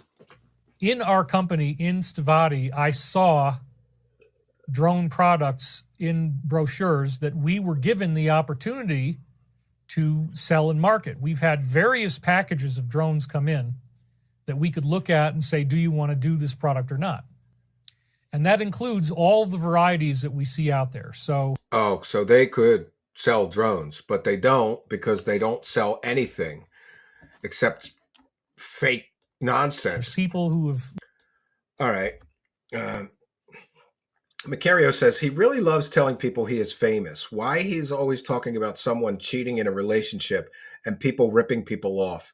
He can't help talking about himself. This is the clip that I was talking about earlier in which he says, I'm not doing anything shady because I'm a public figure and I would get caught. If you're not doing anything shady, then give us the receipts for all 7 of these cameras that you're doing the for-profit streams with and prove you didn't buy them with charitable donations to your charity. If you're not doing anything shady, tell us why you participated in Convergence Pictures LLC, in which investors were asked for money to make a film, and then you never made a film. How much money did you collect in that? Did you give the money back to the investors when you never made the film? Why were you involved in a GoFundMe scam that amassed $60,000 based on complete and total lies for Pete Peterson? It was a foreclosure, had nothing to do with the Men in Black or a deep state attack. Why were you involved in a PayPal donation scam in which you claimed that Emery Smith was under deep state attack when it turned out he was in the hospital for alcohol poisoning? And by the way, I believe those medical records will prove that. Why were you involved in that $50,000 scam? Why did you tell people that if you just take my anti-gravity course for $333, you'll be able to do it too? And then nobody was able to do it, including real physicist Jeremy, alien scientist, friend of the show. He's got a degree in physics. He couldn't do it, and he's got a degree in physics. He looked at your course, said it was nonsense. Why did you steal $333 from people, allegedly, saying they'd be able to do it too, right? And why are you lying to people and telling them that the Archangel Michael is telling you to sell a $333 course that came from him? Wouldn't an angel just tell you to give it away? There's people who have lived with me. If there was anything crazy it's kind of the stuff that they're accusing him of now, if there was stuff like that I had done, there's no way to hide it. If you're a public figure, if you're very He loves famous, telling people he's whatever, famous. I'm very famous. which I am because of the Ancient Aliens. Oh, you're really famous. Come on, dude. You're on a show that is completely and totally wrong. It is the worst form of pseudoscience, fake information, infotainment on planet Earth. And you're proud of that? You're proud you're on a show that spread false information, fake information, disinformation, misinformation, and just totally bullshit stories? You're proud that's why I got famous, because I was on a show that just bullshits people. Oh, I'm so famous. Thing, apparently in the nursing homes, you hear my voice all up and down the hall because half of the people are watching Ancient Aliens. I don't know any old people that watch Ancient Aliens. Does anybody in the audience know any old people that watch Ancient Aliens? But I will say this. I've seen, videos of some of David Wilcock's live events, and his audience is a bunch of old ladies. So maybe he's right in that, right? Maybe he's right. So that's crazy, and I get spotted everywhere I go. So if you have an extramarital affair, or if you try to be polyamorous and you're not in a married relationship, you're going to get caught 100% of the time. If you rip people off, you're going to get caught. Did you rip people off when you told them they'd be able to do anti-gravity and free energy after taking your course? Did you rip people off telling them that Emery Smith was under deep state attack when he was in the hospital for alcohol poisoning? Did you rip people off telling people that Pete Peterson was under deep state attack when it was a run-of-the-mill foreclosure and the house was already foreclosed by the bank years earlier and there was no way to save that house when you helped them collect $60,000? Did you rip people off then, Mr. Wilcock? Oh, if I rip people off, I'd get caught. You did get caught. You did get caught. We caught you every time you ripped people off. Unfortunately, there's a lot of gray areas in the laws, and you were never criminally prosecuted for any of these schemes and scams. There's no way to survive as a public figure if you engage in criminal activity. Well, there's gray areas. Is it a crime to lie to people on the internet and collect GoFundMe money? Is it a crime to lie to people on the internet and collect PayPal money? Is it a crime to lie to people on the internet and tell them, oh, this guy Daniel Brinkley is about to die. You got to hurry up and buy my $333 course because he's going to be dropping all this information, this secret information that he knows because he's about to die. And then the guy didn't die. Is that illegal? Is that criminal activity? I would think so. What about selling people an anti-gravity course claiming that if they just take your course, they'll be able to do anti-gravity and free energy too? Is that a crime? His justification is crazy. Oh, all right. We'll check in with the live chat. We're steaming along towards the goal. Another one for the goal for Mr. Slaughter. The only thing worse than Wilcock's grift is Andy Worski's gaming stream. Suffer, Yevsky. It's terrible. I checked in on it last night. It was bad. Jack Dittman with another kind and generous $5 Australian. David sounds like he clicked random page on the SCP wiki a few times and just went with whatever he read. Yeah, absolutely. Absolutely. Thank you for your kindness. Elegant Paws 01. Shiba Dog. Oh, this is a super sticker. I don't have to read it. So people in the live chat can see the super sticker, which is apparently a Shiba Dog raising an arm to greet someone asking, how's it going? It's going pretty good. Thank you, Elegant Paws 01. We're steaming along towards the goal. And, look at that one. We've got another kind and generous soul in the live chat. Fat Chick Thriller says, as a non-American, I don't know if he has a charity, can't request the records like they are buying and spending funds on. Yeah, we covered that. And what we showed Fat Chick Thriller is that he spent like all the money on buying equipment, software, computers, cameras, audio-visual equipment, microphones.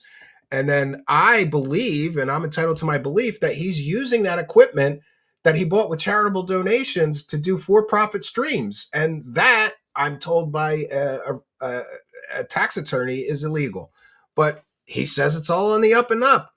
But thank you, Abraham M. with a kind and generous $19.99 for the gifts and the feeling and the felting of this whack job. Enjoy the content, brother. Thank you. And MK Ultra with a kind and generous $5 towards the goal. Let's praise the cash, bitches. Yes, yes, we're going to praise it hard.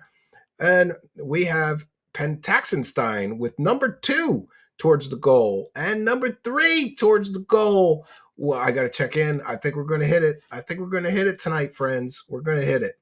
Yes, yes, we will. We will. I think we will. We are just 7 $5 or larger super chats away from hitting tonight's goal. Thank you all for your kindness, generosity, and support. It really, really is much, much appreciated. So there's David Wilcock claiming he's not doing anything shady because he's never been arrested for it yet, right? I've never been arrested. I've never been. The arrests that we're talking. Oh, now, for those unaware, David Wilcock, we have a whole reel going of all the times David Wilcock claimed mass arrests were happening.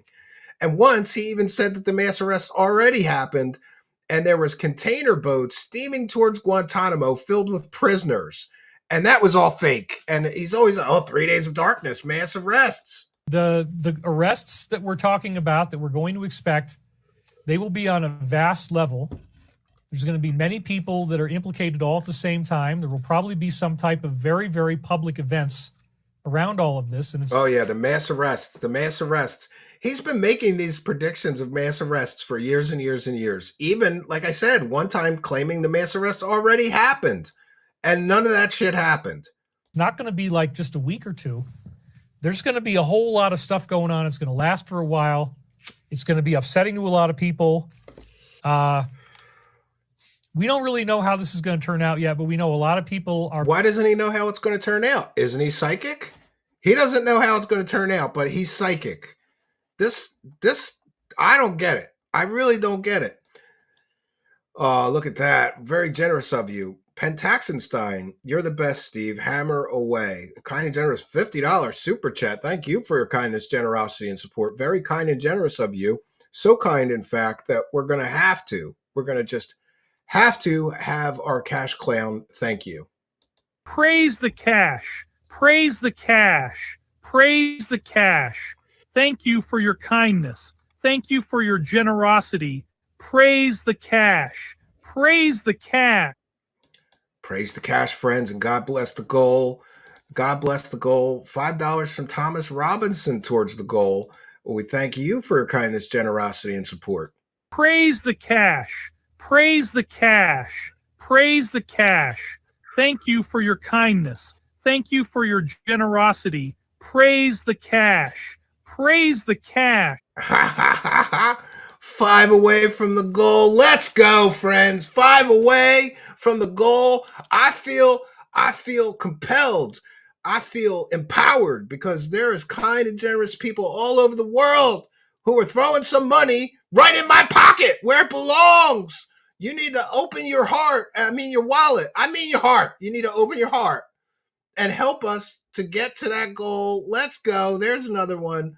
Firstborn, Suck, Cope, and Sneed. I agree with David. Obviously, I didn't stab the guy behind Arby's in 1999 or I would have been arrested already. Yeah, it's so stupid. But thank you for your kindness, generosity, and your support of the show. It's much appreciated. Thank you, Mr. Wilcock. Praise the cash. Praise the cash. Thank Ra Almighty. Praise the cash. Praise the cash. Praise the cash. Thank Ra Almighty. Thank Ra Almighty. I thank the Archangel Michael, Ra Almighty, God, Jesus, Mohammed. I thank everybody. Yahweh, Jehovah. We thank all of those people and you for your kindness, generosity, and support. It is much, much appreciated. And thank you, all of you. And look at that. We're almost going to get it. We're almost there. There's another super chat. Doomy McDoonface with kind and generous £2 says, Suffer David. And we have Stuffing Things with another kind and generous $5. I refuse to fall for your shameless grift. But you just did. Praise the cash and anti-gravity Tesla coils from Wayne Lambright. The future is bright. Lambright XD. Yes. And Pentaxenstein, $5 in the side pocket. Oh, look at that. I think we hit it. Did we hit the goal? Sarah Celeste, Cat Ladies Unite. Yeah, David Wilcock's. $5 from Thomas Robinson too. They're coming in so fast and furious, and it looks like 51 of 50. Let's go. We hit the goal. We're gonna do some overtime after we get through this slop. I got more slop for you. Are making deals, and hopefully most of them are just going to get life in prison sentences, and but we don't know. How does it keep saying we don't know what's going to happen? You're telling everybody that you talked to the Archangel Michael, who predicts the future for you. Wouldn't the Archangel Michael? Oh, the Archangel Michael only told me there would be mass arrests, not what happens to those people. So I don't know. I don't know. Come on, David Wilcock. Shameless grifter. And you can laugh at this if you want to, but nobody really is except for one compromised individual and a few of his friends. Oh, that's me he's talking about. Let's back that one up. So we're going to have to, Suffolk goal. We hit it. Thank you all so much. Thank you all so much. And we're going to do a praise the cash just for hitting the goal. We got to do a praise the cash because we hit the goal.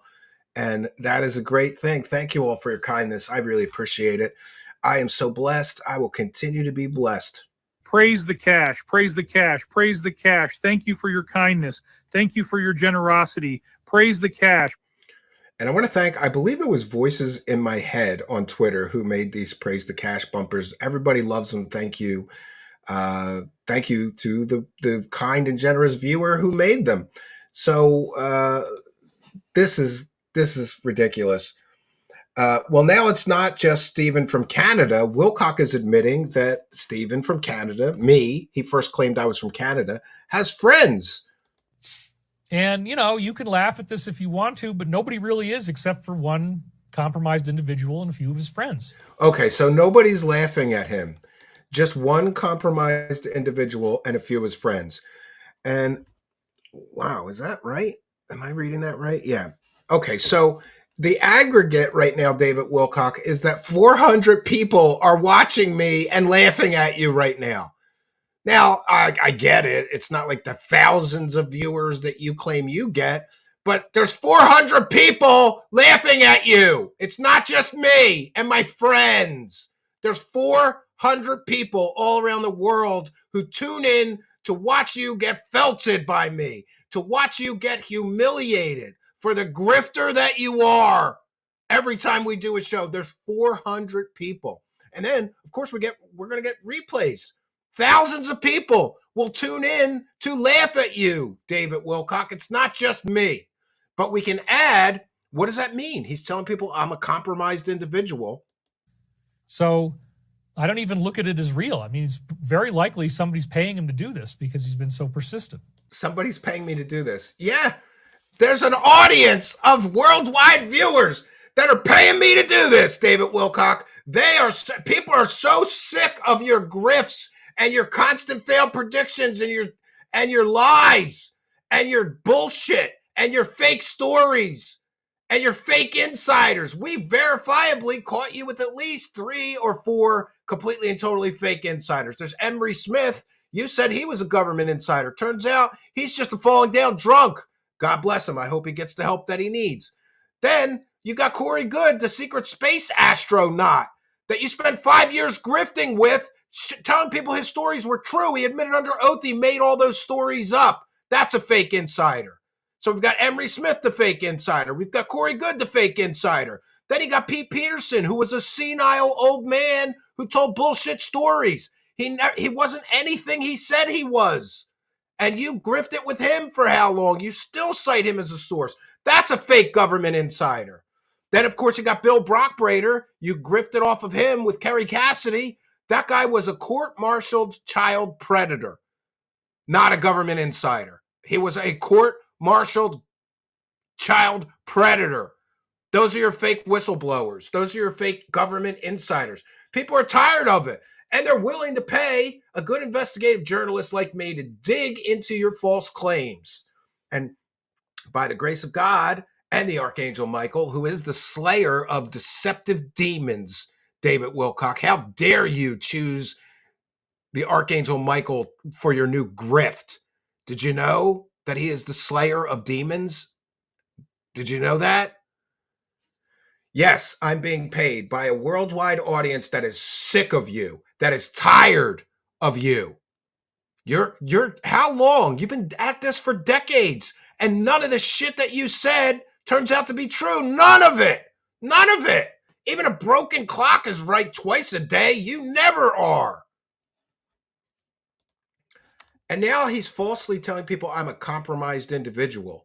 What are you suggesting? I'm being paid by the CIA or something? I'm a compromised individual. What does that even mean? What does that even mean, David? And by the way, say my name, bitch. Say my name. Say my name on your stream, bitch, so that people can find me. But you won't do that because your arguments are so piss poor and weak and pathetic, they cannot withstand debate from a glorious truth seeker like me. I will debate David Wilcock anywhere.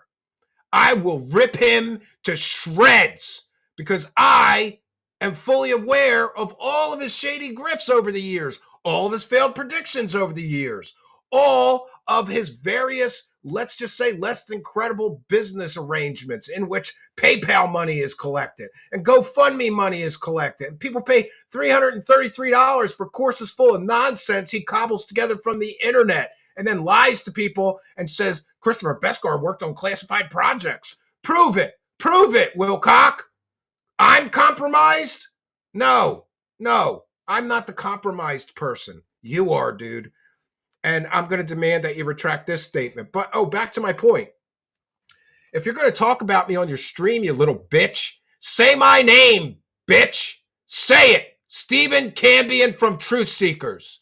Say my name, you little bitch. You intellectual weakling. You coward. Face me in a debate. If you're going to talk shit on me, meet me face to face. We can do it on a neutral party's platform. You pick, I'll pick. But if you're going to talk about me, don't say Stephen from Canada. Don't, not say my name. Say my name, bitch. Why don't you let your viewers see my evidence and my proof that you're so full of shit you waddle when you walk? Why don't you let them come over to my stream and see all the evidence we've presented over the years of your shady business dealings, of your shady begging for money, of what you spent all that money from your charity, $200,000. What charitable work did you do with the $200,000 you collected? Oh, you gave, what was it, a nickel or a dime on the dollar you gave to other charities? Why do you need tens of thousands of dollars worth of electronic equipment to just take people's PayPal donations and give it to other charities? You don't need software for that. You don't need 7 cameras for that. You don't need thousands of dollars of audio video equipment. You don't need thousands of dollars of microphones and software. All you've done is taken people's dollars, kept 90% of it, spent it on yourself, allegedly or apparently from the documents we showed here, and then given a dime to other charities. You don't need. The truth is, you don't need thousands of dollars worth of software to do that, Mr. Wilcock.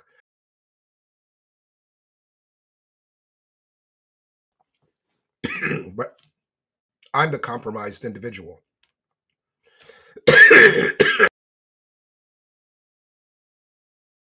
Pardon me, friends. I'm getting agitated. I got a tickle in my throat now. So, Mr. Wilcock says, I'm a compromised individual. Yeah, I don't think so. The voice was Archangel. Okay. So, Macario says, so now we're getting another voice from inside David Wilcock's head. Yeah, for people that aren't aware, David Wilcock has imaginary friends. One of them is the Archangel Michael. And the Archangel Michael dictated all these books to him and then told him to sell them to humans on Earth for $333. Because that sounds like something an archangel would do. Here's all this secret, sacred knowledge. Go sell it to stupid people for $333. Now he's got a new imaginary friend. The voice was Archangel Michael, supposedly. Supposedly. You're selling books claiming that they come from the Archangel Michael. Now you're saying the voice was supposedly the Archangel Michael? You don't know whether it's the Archangel Michael or not? Now you're saying, what? Did he just say that? He said supposedly. The voice was Archangel Michael, supposedly. And today we're going to hear a new reading from a new being, actually, a being with a Hebrew traditional name. Oh, he's got new imaginary friends now. Is he going to sell a $333 course from his new imaginary friend? And it means, the name is Yeruel. And this is definitely a group within the Archangel Michael mass consciousness. Yeruel would be one of these focal points of that consciousness. So I believe it is still part of Michael, but it has a differentiation with its own name. So basically he's saying that the Archangel Michael has multiple personality disorder. David Wilcock, you don't know anything about demonology or angelology, do you? You are as ignorant as they come, my friend. Angels and demons do not have multiple personalities. They don't have multiple intellects within one being. You're just making this shit up. Go ask a Christian pastor. What you just said is the stupidest thing from a theological standpoint I've ever heard you say. He's saying that the Archangel Michael has multiple personalities. That's bonkers stupid. Go ask a Christian pastor. Go ask a Catholic priest. Go ask a Muslim imam. Go ask a Jewish rabbi. No, angels and demons don't have multiple personalities. There's zero evidence for that. Or I believe the scriptures would tell us that. And I've never, ever heard that angels have multiple personality disorder. So he's just making up a new being to channel stuff from for his dumb as rocks, stupid as dirt audience. That's right. If you're in David Wilcock's audience for anything other than a laugh and a hate watch, you're dumb as rocks. You're stupid as dirt. There, I said it. To find this. David's new insider. Yeah, so David's got new insiders. Deleted posts. Cool to find this. Bob's News. This account was deleted, yet it's the most believable reason I've seen for everything that we're looking at. Yeah, and this is the stupid conspiracy that the drones are all running around looking for a dirty bomb, and they have nuclear detectors on them. This was a rumor, a conspiracy theory, that the evidence shows that's not what is happening with these drone sightings. And if you haven't already, we did a whole show on the drone sightings. And we got it right. And David Wilcock, you got it wrong, you dumb son of a bitch. You dummy. Again, you get it wrong. Because David Wilcock's got to go with the conspiracy theories. He can't actually give people the truth.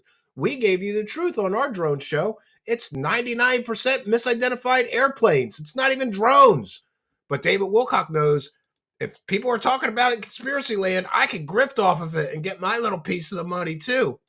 2.6 million views. Again, this is bigger than the media. So what does it say? I'm one of a few groups who know exactly what these things are. Yeah, what great sources. Some rando brand new Twitter account that posted this shit and then deleted the account. This is going to go into the Great void. I have source of no followers. information. I'm going to share anyway. And please retweet it. And so here we go. What you're seeing are American-made. I'm not going to say the rest. They can detect the presence of gamma rays miles away. But what is that? Cool to find that. Yeah, so he's going with the stupid conspiracy theory that the drones were looking for radiation. And You lost your dog. that has been thoroughly debunked as just a stupid conspiracy theory. There are no drones, David, you dumbass. We actually did real investigatory work into that situation because I live near New Jersey. And what we found out is that people are posting a lot of bullshit. In one case, there was a content creator who said, this is a video of a giant quadcopter.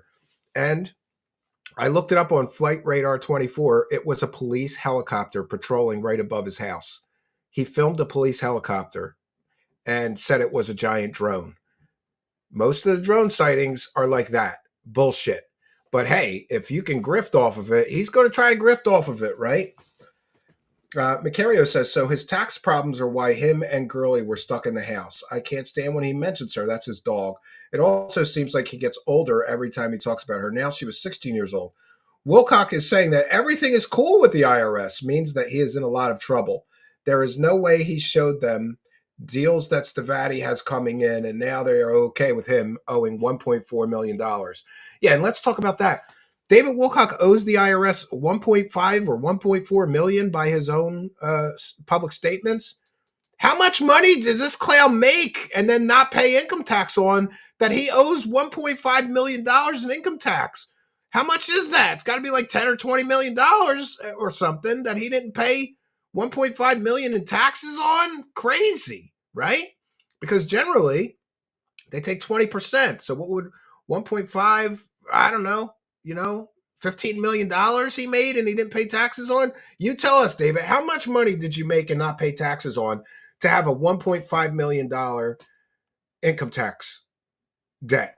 And by the way, he's getting more liens on his house, I think. There is a new unpaid income tax lien against him. So This dude loves grifting money off the public. Like, pay your taxes, you slime ball. How the hell do you amass a $1.5 million tax debt to the IRS? By not paying your taxes for years and years, I guess. You lost your dog. So hard to lose our man's best friend, says Joe Smith. Yeah, it was very difficult. But, you know, she was 16 years old. She lived a very long life. And, you know, we got stuck here because of the bankruptcy involved in having this tax debt. I am in touch with the IRS, by the way. Oh, that's good news. They've been great people. We've had a wonderful interaction with them, and they're very supportive. We've sent them documentation of upcoming deals, and they believe us. So, you know, I'm going to become a major taxpayer once we get to the point of doing these things. Yeah, I didn't pay my taxes for years and years, but hey, I'm going to catch up. And so they recognize and respect that. So there's no issue. There's no trouble going on. Everything is cool. There's no trouble going on. Does anybody believe that? Listen, I'm here to tell you, dumbass, if you owe $1.5 million to the IRS, they're going to get their money, even if they have to, I don't know, foreclose on your house. They get their money. The IRS always gets their money, Mr. Wilcock. How the hell do you owe $1.5 million? How much did you not pay income tax on to amass a debt of $1.5 million to people? That's crazy to me. But you know what? I forget these things. I happen to be very blessed because my wife is an accountant. And so with my business, we're totally by the book, and she will not let me commingle funds or do anything stupid. Chaos Incorporated with a kind and generous $5. Didn't you know, Stephen, we're all just alt accounts of yours, all 361. It's just one compromised individual. Yes, absolutely. And I was talking about the aggregate. So there's people watching on Kick and Twitch and Twitter as well. Over 400. Pod Angry, a humble tithing with a kind and generous $5 super chat. Thank you. And we have Fat Chick Thriller. I'm going to play that number, 799. It's the number of the night. Attention all federal agents. Hit the like button, send donos, and don't forget to attend the 9 a.m. briefing tomorrow in the Situation Room. Absolutely. Absolutely. RoboNext 666. Pee in your bathtub more, bish, with a kind and generous $2. Pee in your bathtub more. Right? Yeah.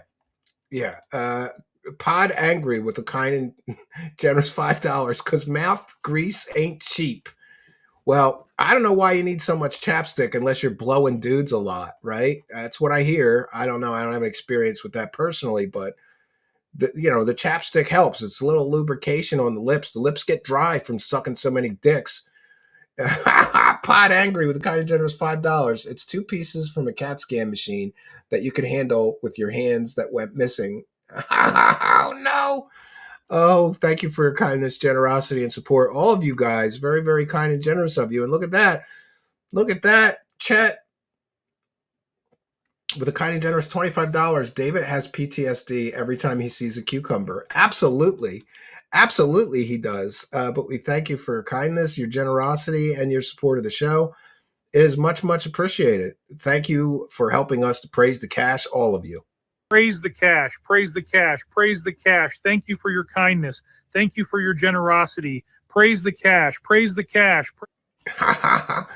And do me, I'm going to be seeing cucumbers in my live chat for the rest of my life. For those unaware, David Wilcock's once wife made a porno video where she was instructing a woman how to dildo herself with a cucumber for a vaginal cleansing. And I'm here to tell you, ladies, if you have vaginal odor, go see a doctor. Don't just jam a cucumber up there like David Wilcock's wackadoo wife says, right? Yeah, more cucumbers. I get it. More cucumbers. And CSK says, cucked by a cucumber. Well, you got to be pretty bad in bed if your wife prefers the company of a cucumber in her vag to your cock, right? But, I've been told that David never made her come. So, if you can't make a woman come, she's got to do what she's got to do. I don't know, dill or, whatever. You got to do what you got to do.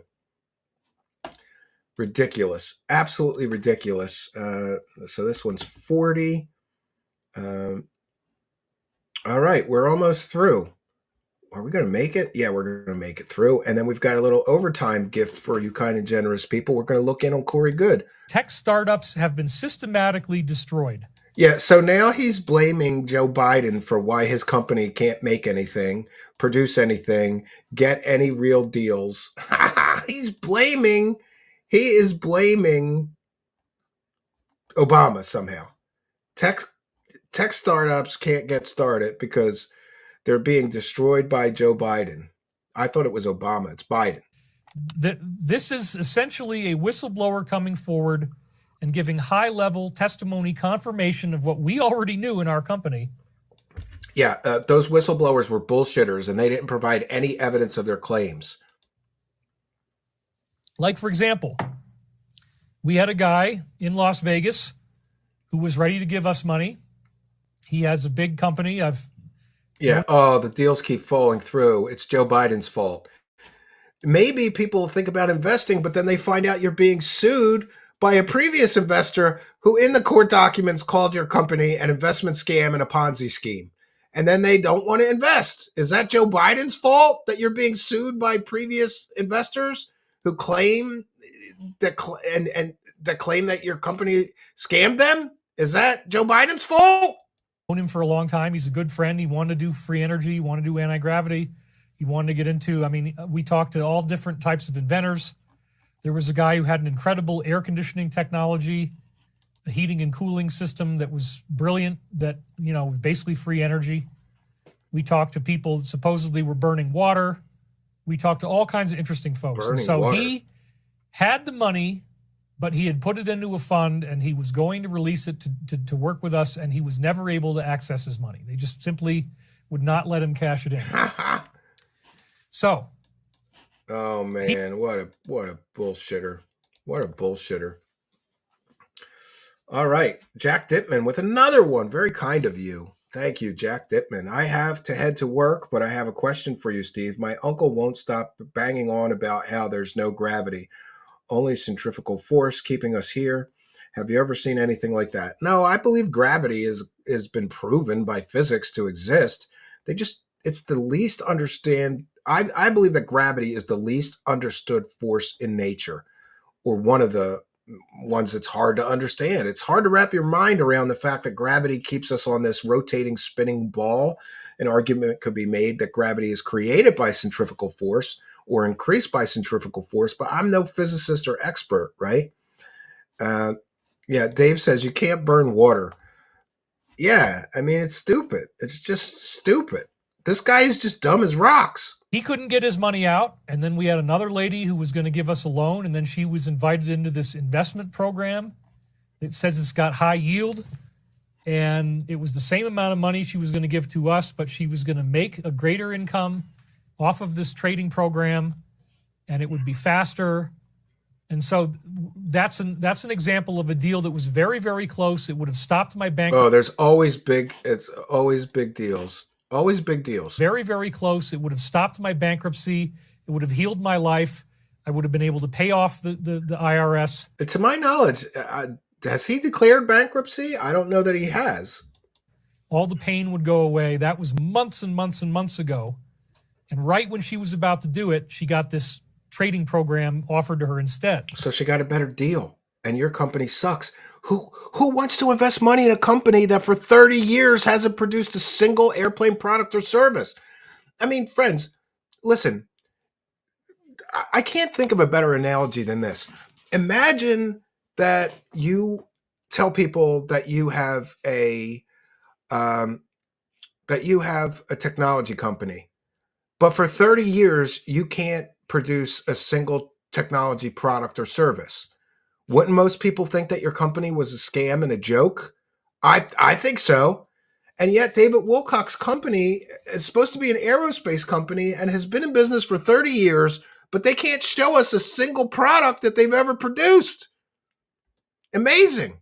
Oh, it's, So, and it probably was something that they really paid for. Somebody really paid for that and gave her that deal and gave her those profits just to make sure this didn't happen. Oh, yeah. There's a big conspiracy. The men in black are pulling investors away from Stevati so that they can't, follow through on their promises. Come on, David. We've had, disruptive individuals come into our company who had hidden agendas, who probably were not who they said they were, and led us down rabbit holes. And then, the purpose is to make sure that nothing ever happens. Nothing has happened for 30 years. You mean to tell me that for 30 years, there's some secret nefarious organization that is trying to stop your shady aerospace company from accomplishing its goals? I mean, just think about the stupidity of that. There's a shady government organization like the Men in Black or the Deep Cabal or the Deep State, and they're so concerned with this technology that David Wilcock and his shady company are going to produce and manufacture that they've spent 30 years killing all their deals and stopping them.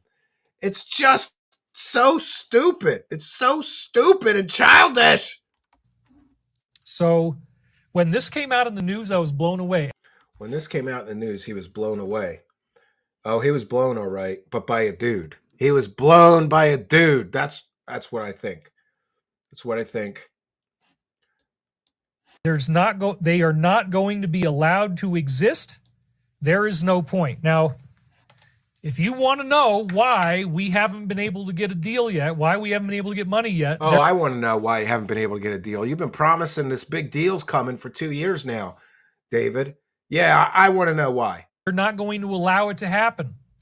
So thankfully, this has been peaceful. I mean, we haven't had anybody, well, no, there have been crazy things. I had 2 incursions onto my property. I had an inch-thick legal document come my way. Oh, no. David Wilcock got subpoenaed. And I believe that subpoena is from Gaia Incorporated, who he once worked for. And remember, he left there in a huff and wrote a 20-page or 15-page, however many page resignation letter in which he accused Gaia TV of being Luciferian Satanists. But then I think they threatened to sue him or something, and he apologized and took that letter off the internet. Isn't that interesting? Johnny Wonder with a kind and generous $5 super chat. Do people actually believe he hears angels in his head and they don't find that weird? Because that stuff sounds insane. Also, isn't he the ancient aliens guy? Yeah. And he was wrong about all of that shit as well. Pentaxenstein with another $5. Very, very generous of you. Night, ladies and germs. Well, we thank you for your kindness, generosity, and support. Much, much appreciated. He got a 1-inch subpoena. Yeah. And he got blown by a dude. That's what I think. I'm allowed to, it's rumors and speculation, but I'm allowed to think that he's pitching for the other team, right? This has nothing to do with my ex-wife. She and I are getting along fine. This is something else, but it's an inch thick, and it's not even legal, and we can easily get it, overturned. But I got hit on Friday the 13th during the night in the wind. Cop comes up to the house in a car, hands me this inch thick stack of paper. He's just saying that a legal subpoena is not legal, and he could get it overturned. Hey, dummy! I don't think you understand how subpoenas work. If the police officer comes and gives you a subpoena, that is a demand for your appearance. And by law, you have to go and appear and be deposed by lawyers who are going to grill you about Corey Good and you doing all those shady things to Gaia after you guys left in a huff, right? Says it's a subpoena. And the whole thing, as it turns out, I would have to voluntarily agree to it, and I'm certainly not going to. Again, he's so dumb, he doesn't understand how subpoenas work. If you get subpoenaed to court, it's not voluntary, you dumbass. You have to go. If you get a subpoena, you are required to go, or you could be found in contempt of court. It's not voluntary. A subpoena is not voluntary. This is how dumb he is. This guy's dumber than rocks. He's dumber than dirt. So I protected. It's going to be fine, but it was very shocking, and that had a lot to do with why I didn't have a show on Sunday. Now you're hearing the truth. I just didn't want to go into all the details on X. Yeah, he didn't have a show on Sunday because he was too busy shitting his pants reading the subpoena, which essentially, I believe it's the Gaia subpoena. I could be wrong. He's free to correct me. He's going to have to sit in a deposition for 8 hours, and they're going to grill him about Corey Good defrauding their company with completely fake stories. Completely fake stories that he knew were fake and that he knew he was making up. David Wilcock's got some problems, right? He definitely got some problems, friends. All right, let's continue through these clips of doom. So look, this is ongoing. That was what just came in. I have to pay a new retainer to get a new attorney now. I have to fight back. I have to prove my case. And it's the same kind of shit that you saw happen in 47, right? It's the lawfare, that there's these attacks that come in, and it's oh, sure, he's under lawfare attack like President Trump. He loves to compare himself to Trump. Nobody, thankfully there's nothing really going on. Thankfully, Beth and I are getting along fine. That's not what it is. So please don't get mad at her. That's not what it is. And I would be honest with you if it was. But anyway, they're not going to be allowed to exist. Well, this has greatly hurt, my life and my ex-wife, because we've had this overhang of tax that I thought I'd be able to easily pay. We had deals. We had all these deals, and I thought I'd be able to pay back that $1.5 million in income tax I owe. And so for those who aren't really connecting the dots here, David Wilcock is basically saying that the voices in his head, the Archangel Michael told him that the powers that be, the cabal, the deep state, the men in black won't let his company get a deal. And that's why they haven't produced anything for years or gotten any funding. Not because they're a shady company being sued by their investors, being sued by their creditors. People are seeking foreclosures and liens against their property. It's not because of that. He's providing an excuse from the Archangel Michael, because even his dumb as dirt, dumb as rocks followers are starting to put the two and two together and go, he's been saying that this company is going to do all these amazing things for years and years and years, and yet they never do anything. And they're starting to ask questions in his live chat. Where's the money, David? Where's the hover cars? Where's the free energy engines that you promised everybody? Why is nothing that you said about this company turning out to be true?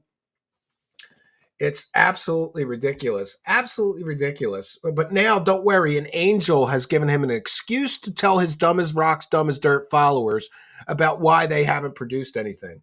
Deals lined up. It seemed like we were right around the corner. Pay the taxes, pay the IRS. No, what have I had instead? 3 years of this total miserable lack of money. But, the IRS is very happy that I kept the company going because they see that I'll be paying it now. We showed them some proof that really wowed them. Their eyeballs popped out, yeah. And they love us now. So the IRS they're patriotic and they love what we're doing for the country. They love him. They love him. They love David Wilcock, right? Tech startups were destroyed by Biden. They're not going to be allowed to exist. There's no point, right?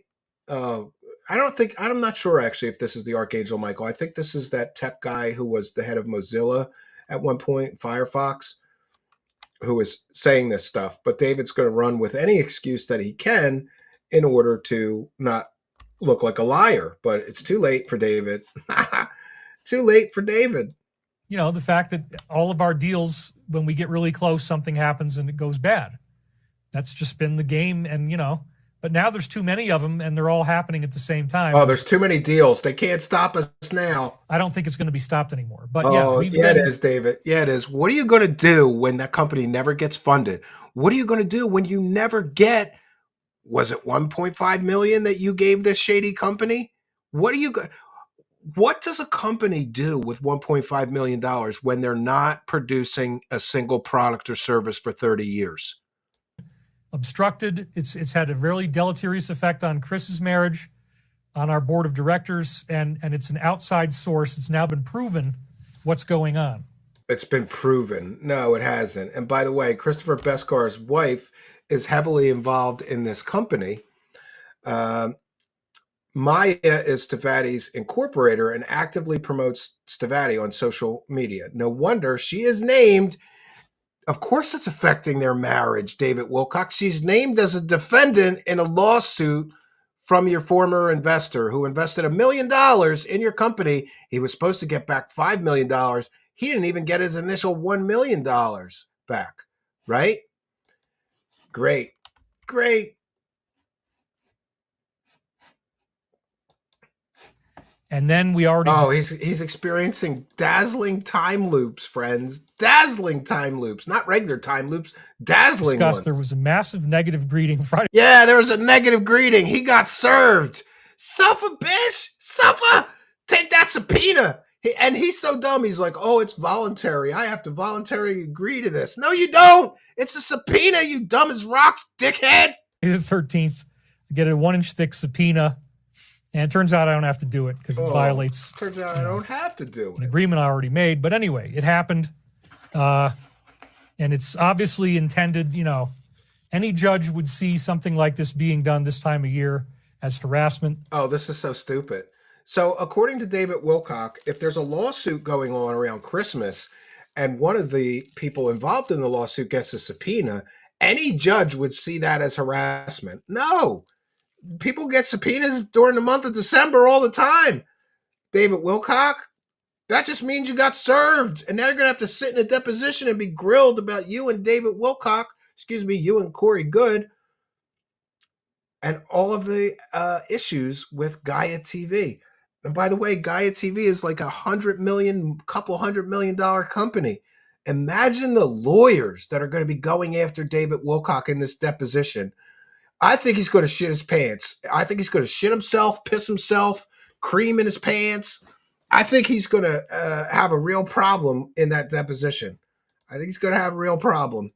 Because it's right in the middle of Christmas. Anyway. Yeah, he's getting harassed because he got a subpoena in the middle of Christmas. Right before that happened, because it was dark when it happened that night, I had been in the middle of an unsealing, and it was so beautiful, and I actually had tears come down my face. Yeah, an unsealing. David Wilcock says he's unsealing these prophecies from 1999. In other words, he's going through an old box of shit and trying to come up with material. That's what is an unsealing. There's no unsealing, David. You're going through your old crap trying to come up with material for your dumb as dirt, dumb as rocks followers. In this Uruel reading.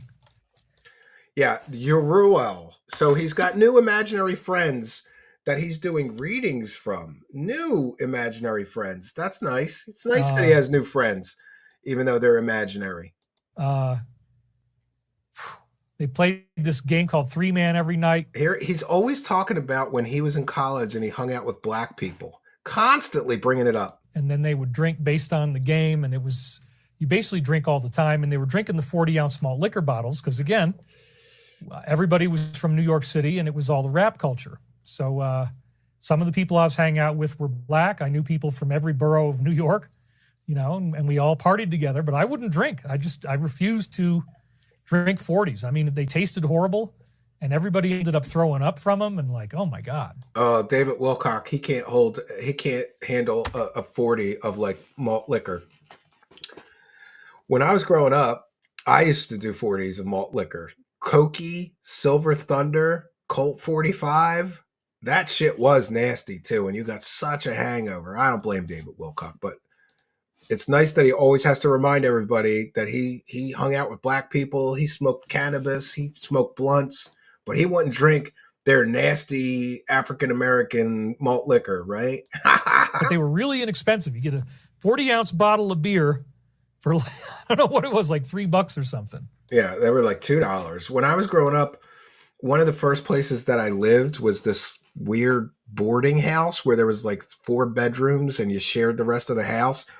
And I had a black guy roommate, and we used to go across the street to the bar and buy 40s, right? They were like $2 or $3. You get pretty fucked up on those things for a couple dollars. And there's so many references in the rap music of that era, at least, probably still now, to 40s, because that was part of the culture. So we had a corner store that stocked tons and tons and tons of 40s. There was Old English. That was one of them. And then I forget what the other one was, but there was like 2 or 3 brands, and they were so disgusting. People would get so sick on that stuff, and it's absolutely poison. Oh, poor David can't handle a 40 of beer. Poor David. He can't handle a 40 of beer. It's just too much, friends. Okay, so that's what's happening. When you go through this ascension, you're in a... Yeah, and this is bizarre. He thinks he's off camera, and he suddenly just puts on sunglasses while he's off camera. And then he realizes that he was on camera. Okay, so that's what's happening. When you go through this ascension, you're in a whole different reality. You have all this new information available to you. As you move closer towards this event, whoa, they know it's coming. The big ascension event. It's non-catastrophic, no death. No death. Just some people get transformed. Everybody else gets a psychedelic kind of activation. But some people do become light beings. So that right there was one of the things where the water works. Oops. You got to see me with my stupid sunglasses on. I'm sorry. Why would you just stop thinking there's a slide on the screen and put sunglasses on? Somebody said he was mocking me, in which case, that's wonderful, mocking somebody with a physical disability. I don't wear the glasses for looks, but, you know, it is what it is. Next.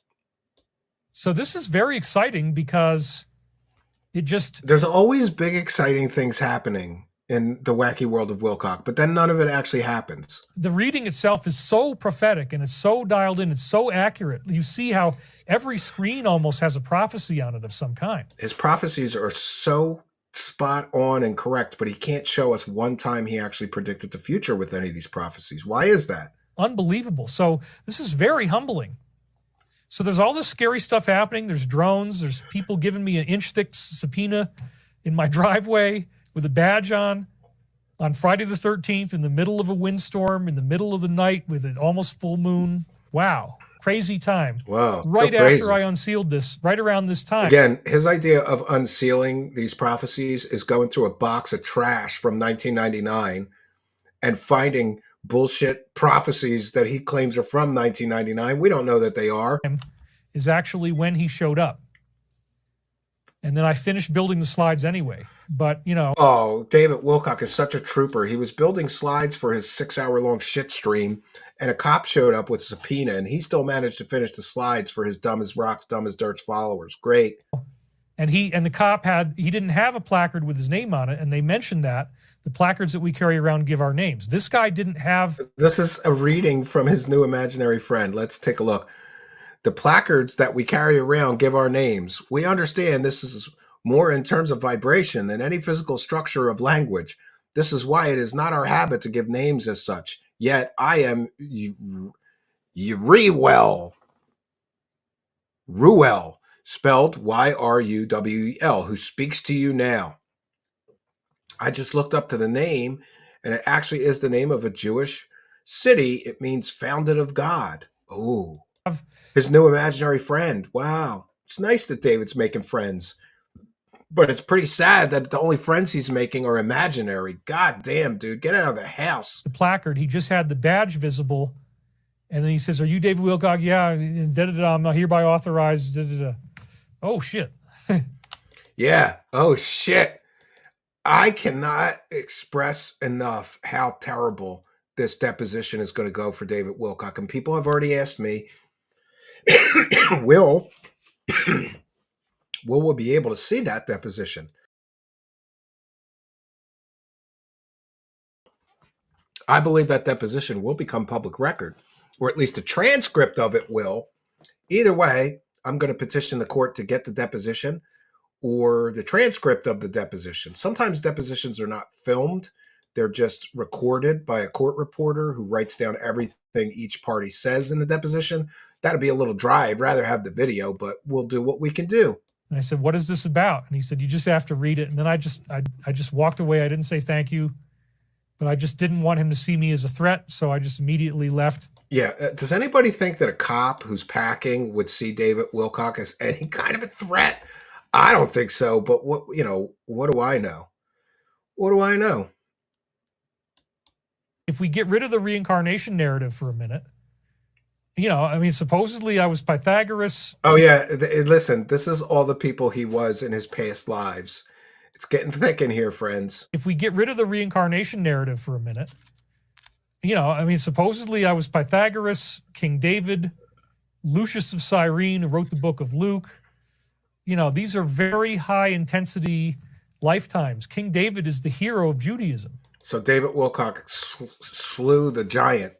He's really the David bloodline. I mean, I don't think this guy could murder a midget, let alone a giant. What does everybody think in the live chat? I think he'd have trouble murdering a midget. He's so wimpy. they tracked his blood because here was an ordinary guy who killed Goliath and became king and, created an amazing religious revival in that country, in Israel, and, really had a lot to do. It's so nice that David Wilcock is going to take credit for things that people did in the Bible, like slay giants and create religious, movements.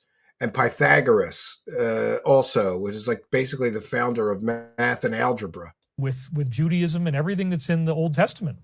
King David's all over the place. So that's like no pressure, right? Oh yeah, you're King David, no pressure. Wow. But yeah, so he's King David, Pythagoras, Lucius of Cyrene, who wrote the book of Luke, the biblical book, and also Edgar Cayce.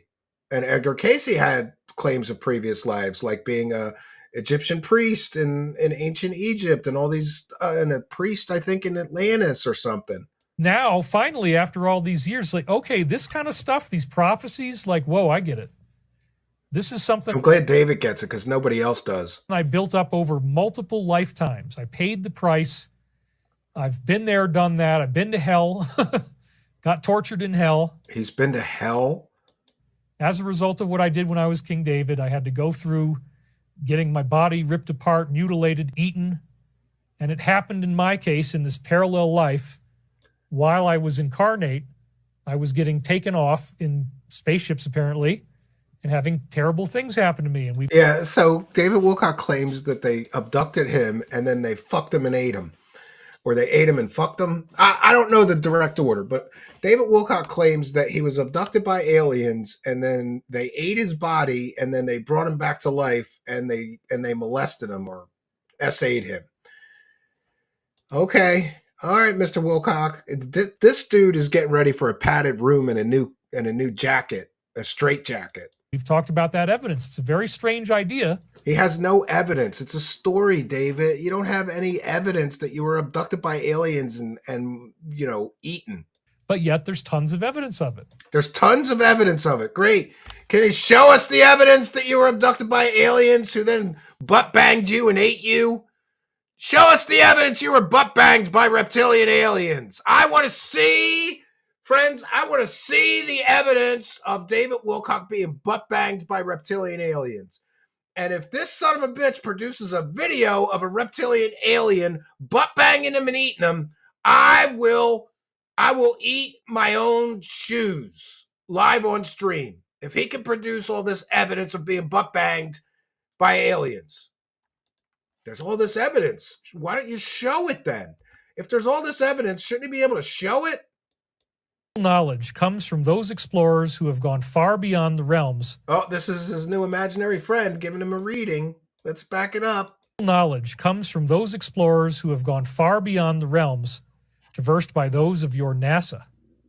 You could indeed build structures that would allow you to travel the physical universe far and wide.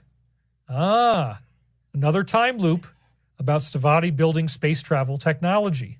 That could be about anything. It's so vague. Chris's technology apparently has already gone beyond the NASA level. All right, so here is where we get into what I consider consumer fraud. This is my opinion, and I'm entitled to it. David Wilcock is telling his followers that Christopher Beskar, the CEO of that shady aerospace company, has technology that has gone beyond NASA. Can we see the technology you have that has gone beyond NASA? No, Christopher Beskar has been collecting investment funds for his company for 30 years, or at least 20. And to my knowledge, they've never produced a single product or service in the aerospace industry. Yet David Wilcock is claiming that Christopher Beskar was involved in classified government projects and that his space technology is well beyond NASA. Can you show us that? Can you show us proof of that? Or is this just another bullshit fake story from David Wilcock? But he did it at, various secret installations, some of which the names you already know of. He did it at various secret installations. Can he show us proof of these claims? He is treading right into the territory of what I consider consumer fraud, because if he's telling people, listen, my CEO, Christopher Beskar, worked on top secret projects at top secret locations, and he has technology that's gone far beyond NASA, and he's built spaceships and all these other things, and then collecting money from his audience, but it turns out all those things aren't actually true, is that not, or could that not be considered a form of consumer fraud? He's selling courses telling people that his CEO of that shady aerospace company worked at top secret locations on top secret projects, and he's an insider. It's a real problem for him. Tina, boy, is it Tomaszewski? I'm Polish, so I'm one of the few people that could probably pronounce. I think that's right, Tomaszewski or Tomaszewski. It'll be a complete rectal prolapse for poor David. Oh, well, thank you for your kindness, generosity, and support. It is much, much appreciated. Thank you, of course, for helping us. You're helping us to praise the cash. Praise the cash. Praise the cash. Praise the cash. Thank you for your kindness. Thank you for your generosity. Praise the cash. Praise the cash. All right, and we've got Yash with $5. It just says $5 from Yash. So thank you for your kindness, generosity, and support. And I'm furiously scrolling through the live chat just for everybody's, just so everybody is aware. We read every single super chat, and we thank every single person that sends support our way, whether that's through PayPal or Buy Me a Coffee or gifting memberships or becoming a member. Thank you for helping us to praise the cash. Thank you for your kindness. Thank you for your generosity. Praise the cash. Praise the cash. Praise the cash. So he's telling people that Christopher Beskar worked on top secret projects, has technology better than NASA. We can't say him, but you know what it is. So, yeah, he's the real deal, and this is yet another time loop. It's like just every single... I'm here to tell you that if somebody's the real deal, you don't need to tell people that somebody is the real deal. Show us the proof. Show us the proof, David Wilcock, that Christopher Beskar worked on top secret projects. Show us the proof that he ever had a top secret clearance. Do you know there's records of that? And someday I'm going to get somebody from the Pentagon Office of Media, the Susan Gough, and I'm going to collect up all the clips of you saying that Christopher Beskar worked on top secret projects for the government. And I'm going to ask the Pentagon to confirm or deny your claims. And what are you going to do then, David? And if you think I won't do it, you don't know me. You should know by now that I will leave no stone uncovered. And you know, Mr. Wilcock, that I am at least partially, some would say largely, responsible for Corey Good's grift completely getting demolished. And you're the next contestant on Wreck My Grift. No stone uncovered, Mr. Wilcock. I'm going to ask the Pentagon to confirm or deny that Christopher Beskar of Stavati Aerospace worked at top secret locations on top secret projects. What are you going to say if they say that that's not true, David? Are you going to apologize for grifting your audience and lying to them about that if that turns out to be the case? We'll see. Line, they keep making these time loop references because that's exactly what we're getting funded for right now, is to be able to break out of this technology where they're suppressing entire groups of physics, as they knowledge comes from those explorers who have gone far beyond. All right, so that's that one. We got just a few more, and then we'll take a short that's break and enough. get into I can't overtime. believe these people are in love with the killer. Well, son, you've never loved a killer before, but it's a whole new level. Let me just say that, son. Macario says, it looks like he wants to cry, is taking a shit and in pain. A Saturday night with the plow guy. Yeah, there's rumors that David Wilcock is getting plowed by the plow guy. We don't want to talk too much about your mother, though, because, I've heard that it traumatizes your child if you say negative things about that son of a... I have had enough. I've had it. Anyway, I'm sorry I got out of control again, son. So tonight's broadcast is called Is He Slowly Going Mad? I mean, you tell me. Though, because, I've heard that it traumatizes your child if you say negative things about that son of a... I have had enough. Oh, my God. This is terrible. And I think he's like mocking his father in those clips. Just a few more clips, You keep friends. going on down that conspiracy rabbit hole, and dear old daddy's going to be waiting down at the bottom with a paddle to whoop your ass. He thinks this is funny. He thinks this is entertaining. It's cringe. Don't you look at me with that tone of voice. God damn it. I have had enough. I'm not sure, but I think he's making fun of his own father here, who apparently was very abusive. And I just have to say, I'm a father. I don't condone being abusive to children, but if he was my child, I'm not going to say anything else. I will not say anything else. Oh, God. Let us get through this. Are you laughing at me, boy? You better not be laughing at me, son. You can't. Yeah, everybody's laughing at you, David. Everybody. Well, one of the things we've got is to. And here's where this gets pathetic. David Wilcock's idea of intel he's sharing is, he looks twisted. I can't say I disagree. SB, he does look twisted. And look at that. Kind and generous $2 from Chaos Incorporated. Someone so deeply unhinged can't slowly go mad. You may be right. He may be quickly going mad, but thank you for your kindness. Thanks to all you kind and generous super chatters. We're well past our goal now. Thank you all. Praise the cash. Praise the cash. Praise the cash. The blue chickens command you to praise the cash. Praise the cash. Praise the cash.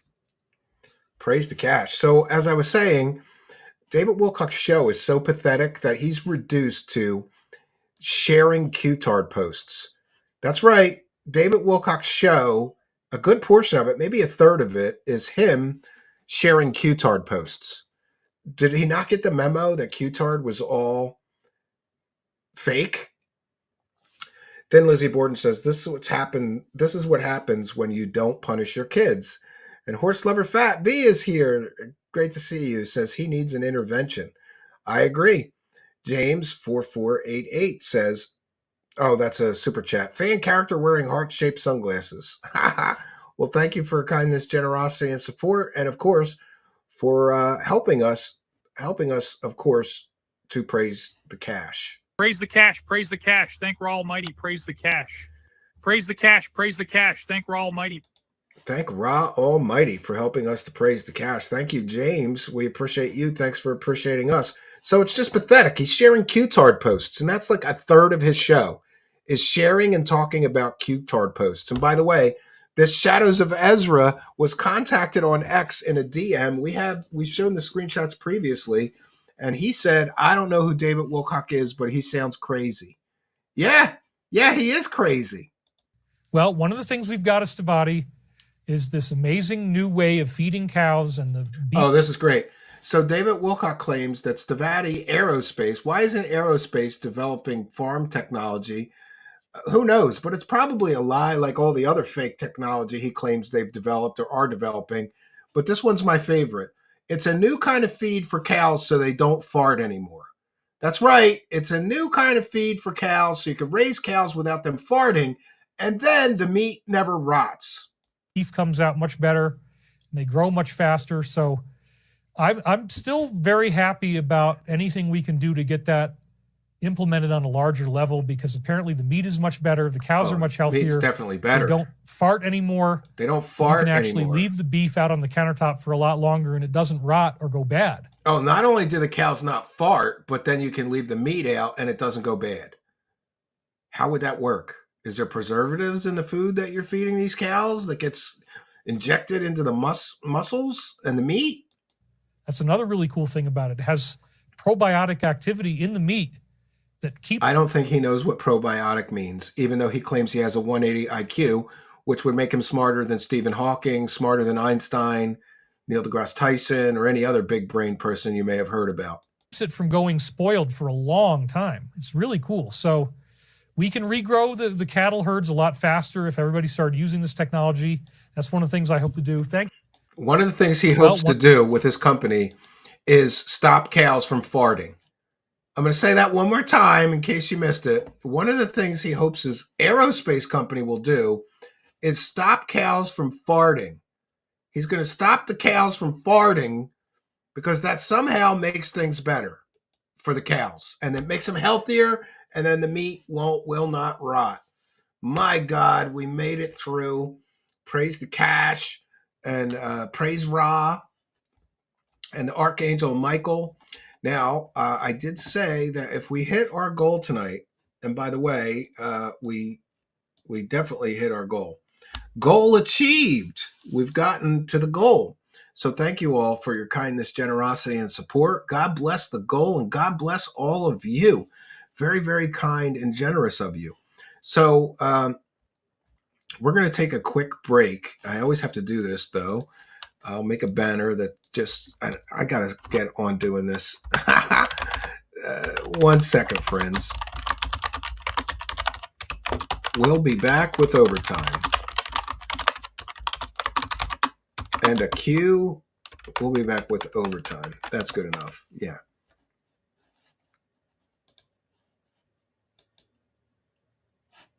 All right. So we'll put our banner up because sometimes people come into the show and they see like the music playing and they think the show is over. That is not the case. We will be returning. But in the meantime, we're going to take a short break. And when we return, we're going to do two things. We're going to look in on Corey Goode and his latest bullshit. For those unaware, Corey Goode was David Wilcock's grifting partner, the fake secret space astronaut who spent years of his life telling people about his Buck Rogers science fiction time travel space adventures all over the galaxy. And then in court under oath, he admitted that he just made all the stories up and none of them were true or real. You can't make this stuff up, friends. So we're going to take a very short break. And when we return, we'll do the Q&A session. You can ask me anything. Please put your questions or comments in all capital letters. And occasionally, people don't like that I don't share enough of the regular chat, regular chats. I do my best. So this gives us some time. So I don't ever want to feel like it's pay to play here or pay to interact. Just put your question in all capital letters. I'll be sharing those immediately upon our return. We'll do the Corey Goode overtime session first. There's a short video he shared accusing one of his critics of being at Diddy parties. It's wonderful. No evidence. And you'll notice that these grifters love calling people sex creepers and Satan worshipers. They have done it to so many people. It's their go-to. Like, well, that critic of mine, he's a Satan worshiping child predator, or he's a Satan worshiping sex creeper that's doing SA on people while they're unconscious. And it's just absolutely disgusting, despicable, and deplorable that anybody would accuse somebody of doing those kind of things at a Diddy party unless they had hard proof or evidence. But that's exactly what apparently Mr. Corey Goode is doing to one of his critics right now. We'll get into that and all that and more when we return after a quick musical break. We used to have music guests, but I've been lax on getting permission from people to share their music, except for Simon Fly. You notice all those great music videos like the I'm David Wilcock. That's from Simon Fly. But I'm a little lax on getting bumpers together. So I'm going to be my own musical guest tonight. I've told you, we're getting into the slop zone. But this is my song, which I think is appropriate. Listen, we are going to become grift busters. We're going to just demolish some of these grifters' grifts by any means necessary, friends. And really, I really feel like we're doing God's work here. Isn't it great that some grifters can't scam people anymore because we have uncovered their lies and deceptions and deceit? Isn't it great that there will be no more victims of some of these clowns? I think we are a positive force in the universe, a public benefit, all supported by you. And my friends, there's no stopping us now. We'll be right back.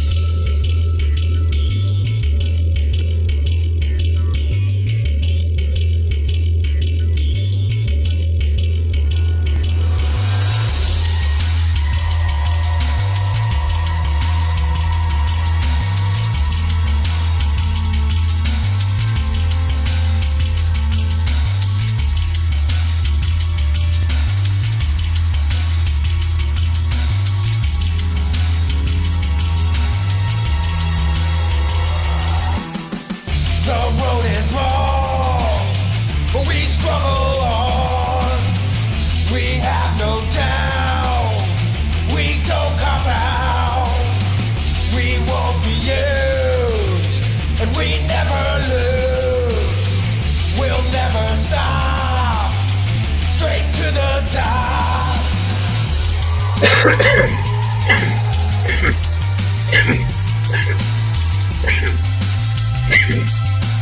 They cannot take off. No, they can never, ever tear us apart.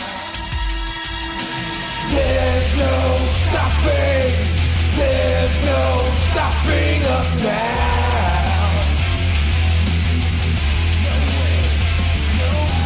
There's no stopping, there's no stopping us now.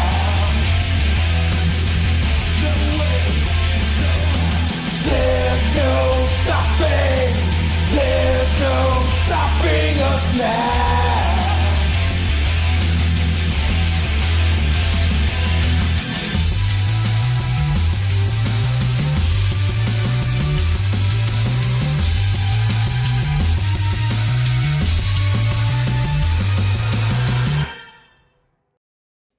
Greetings and salutations, friends. So great. We are back for some overtime. I think this is a great way to do things.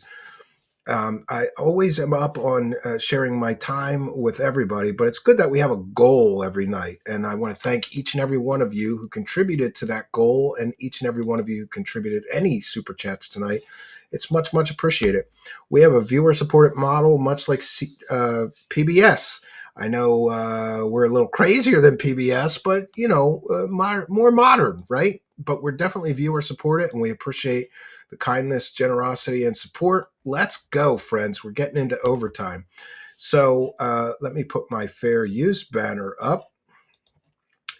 We're about to share a video from Corey Good, and this is a transformative work. We're educating the public, and we're critiquing the video that we're sharing. I'll be offering commentary. The live chat will also be sharing their comments, which we'll share on screen, making it more of a transformative work. So you can help me cover this under fair use by putting your comments about the video we're watching in all capital letters. I'll share them on the screen.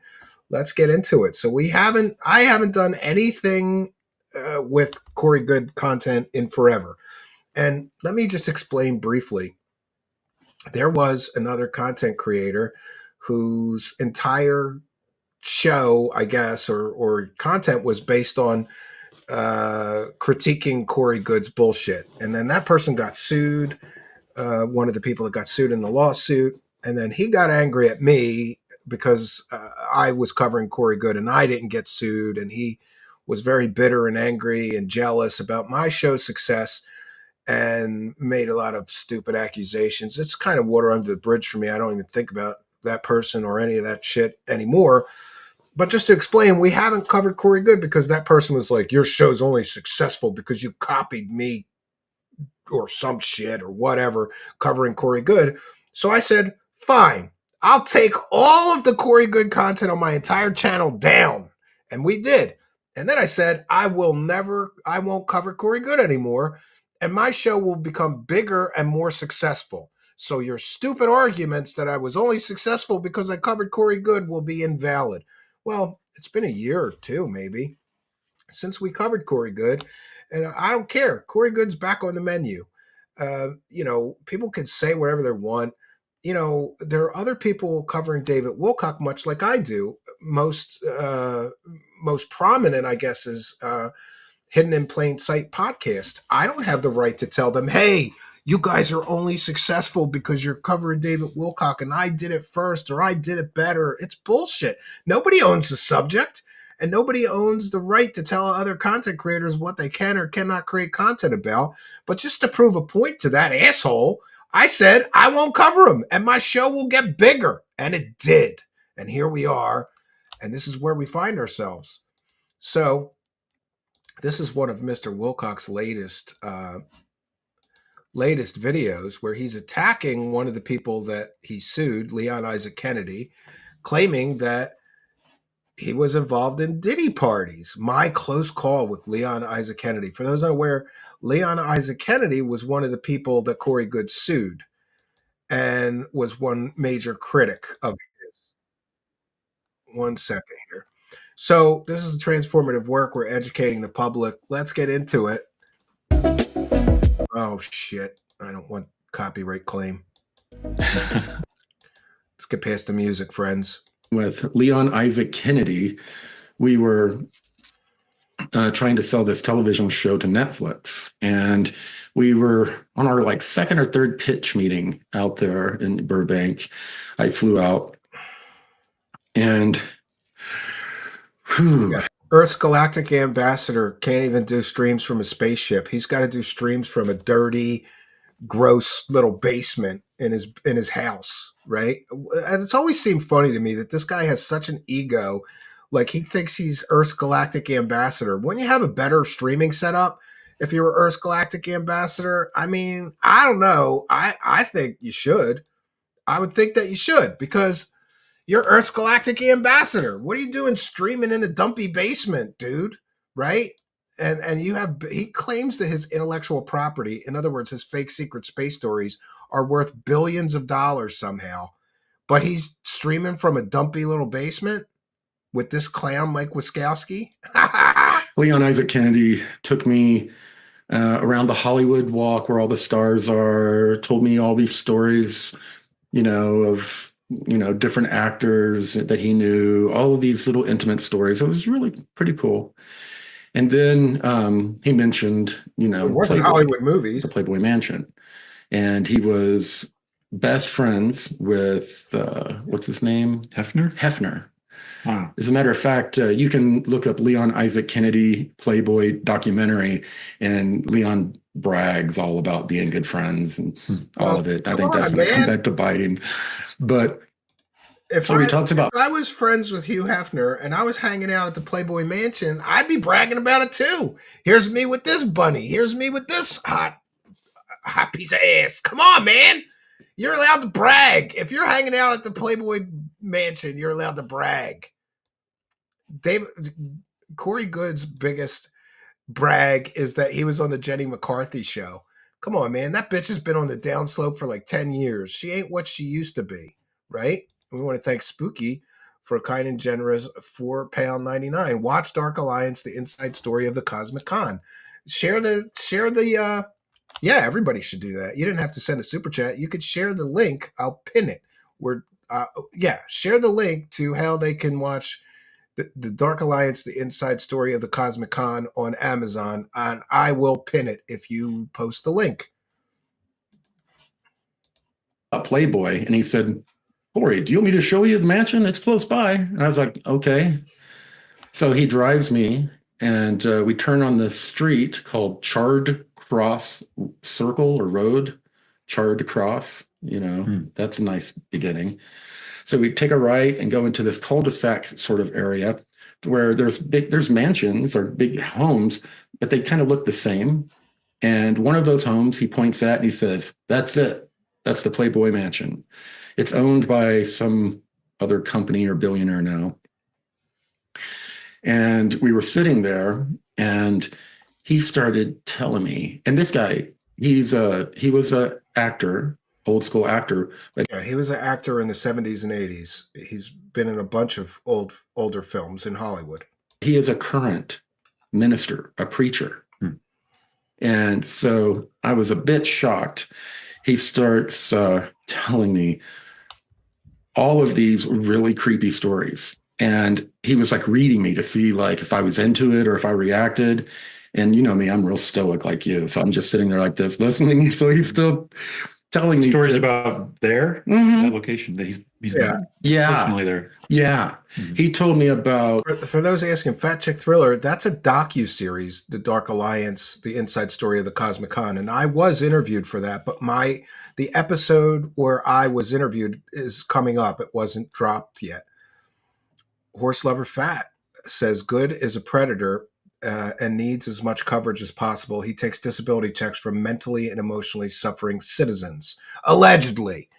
According to rumors and speculation, yes, he is. I believe he's a predator. Nobody but a predator would spend 5 years lying to people for money.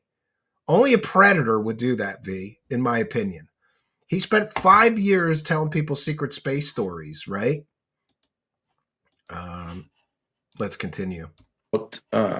He said, Corey, the Playboy Mansion was just kind of like the clubhouse. He said the real crazy parties happened there were a bunch of different Hollywood moguls that had mansions around. There were tunnels that went down. He says they go down in like 5. It's not tunnels between mansions and Hollywood, you dumbass. Why would people do that? So they can hang out with their rich friends? Different directions. And one of them goes to a famous rapper's house now. And one of them went to like Jack Nicholson's house and people I didn't recognize, like big moguls and stuff.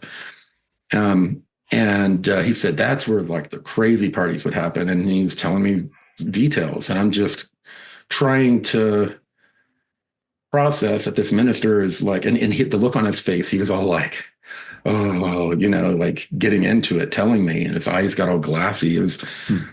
I don't know why anybody would believe anything Corey Good says. This guy spent 5 years telling people that he was Earth's galactic ambassador, meeting all these aliens and all these distant planets and galaxies, and he time traveled. Like, come on, dude's about as credible as a crackhead. And I said, Leon, I would trust a crackhead with what a crackhead is telling me before I would trust Corey Good with anything he's telling me. I said, and he talked about the girls in detail, and I said, Leon, how did the women feel about this? Oh, he said, Corey, he said, it was like a petting zoo. Like, and he felt like that was clever. And I sat there and I said, well, how did the girls feel about this? Yeah, because Corey Good, who cheated on his wife with somebody that worked for him, really cares about women's rights, right? By all accounts, this guy's a creeper, dude. Oh, man, you got to love it. But it's interesting that because this Diddy stuff is blowing up, that suddenly he remembers. He never talked about this forever, right? Even when he sued Leon, he never talked about this. Suddenly he remembers this reputation destroying, damaging talk he had about Leon being at Diddy parties. Come on, Corey Good. And he looked at me like I was an idiot. He goes, Corey, that's what they were there for. And I'm sitting there, I'm like, okay. And right about this time, unbeknownst to us, the mailboxes next to the Playboy Mansion, there's, I guess, a camera and a speaker there. And all of a sudden, security from the new owners of the Playboy Mansion started telling Leon to leave. And I think they have a recording of this. We're trying to get it. Yeah, no, there's no recording. You'll never hear it. You'll never see it. Or we were before the lawsuit against him ended. And Leon starts this, do you know who I am? And what happened with the lawsuit? It was dismissed. The lawsuits, you made all of these nefarious accusations, drug people through court for years. They all got dismissed. Because he had no evidence. And the guy says, I've called the police. And Leon's, he turns and we leave. Wow. And as we're turning out to the left, there was another street. And he was still all pissed off. And he said, by the way, he said, next time you come in town, if Netflix doesn't buy, there's a rapper down here, Sean Combs, that will fund our projects. You just won't like his terms. And wow. Yeah. And then very convenient. It was weeks later, everything went to crap. I found out about they were embezzling money. They were selling DVDs of our movies, but not sending the DVDs. They were charging people shipping and handling, which is mail fraud and all of this stuff. Yeah, and these are all the accusations you made in that court case that got dismissed. So where is the evidence of that? You're still slandering people that just got a lawsuit you were in with them dismissed? It was going on at the time, and it caused us to then end the relationship. We received like an extortion letter about the movie. Yeah, these are all the same old claims that he made, and he couldn't prove them in court. So now he's going to slander these people, claiming that they were. And for those unaware, in Corey Good's deposition and court case, he claimed that that his business partners, including the gentleman he's talking about, extorted money from him, but then he provided no evidence or proof that they extorted money. But then he admitted that he took money from the accounts that belonged to his partners.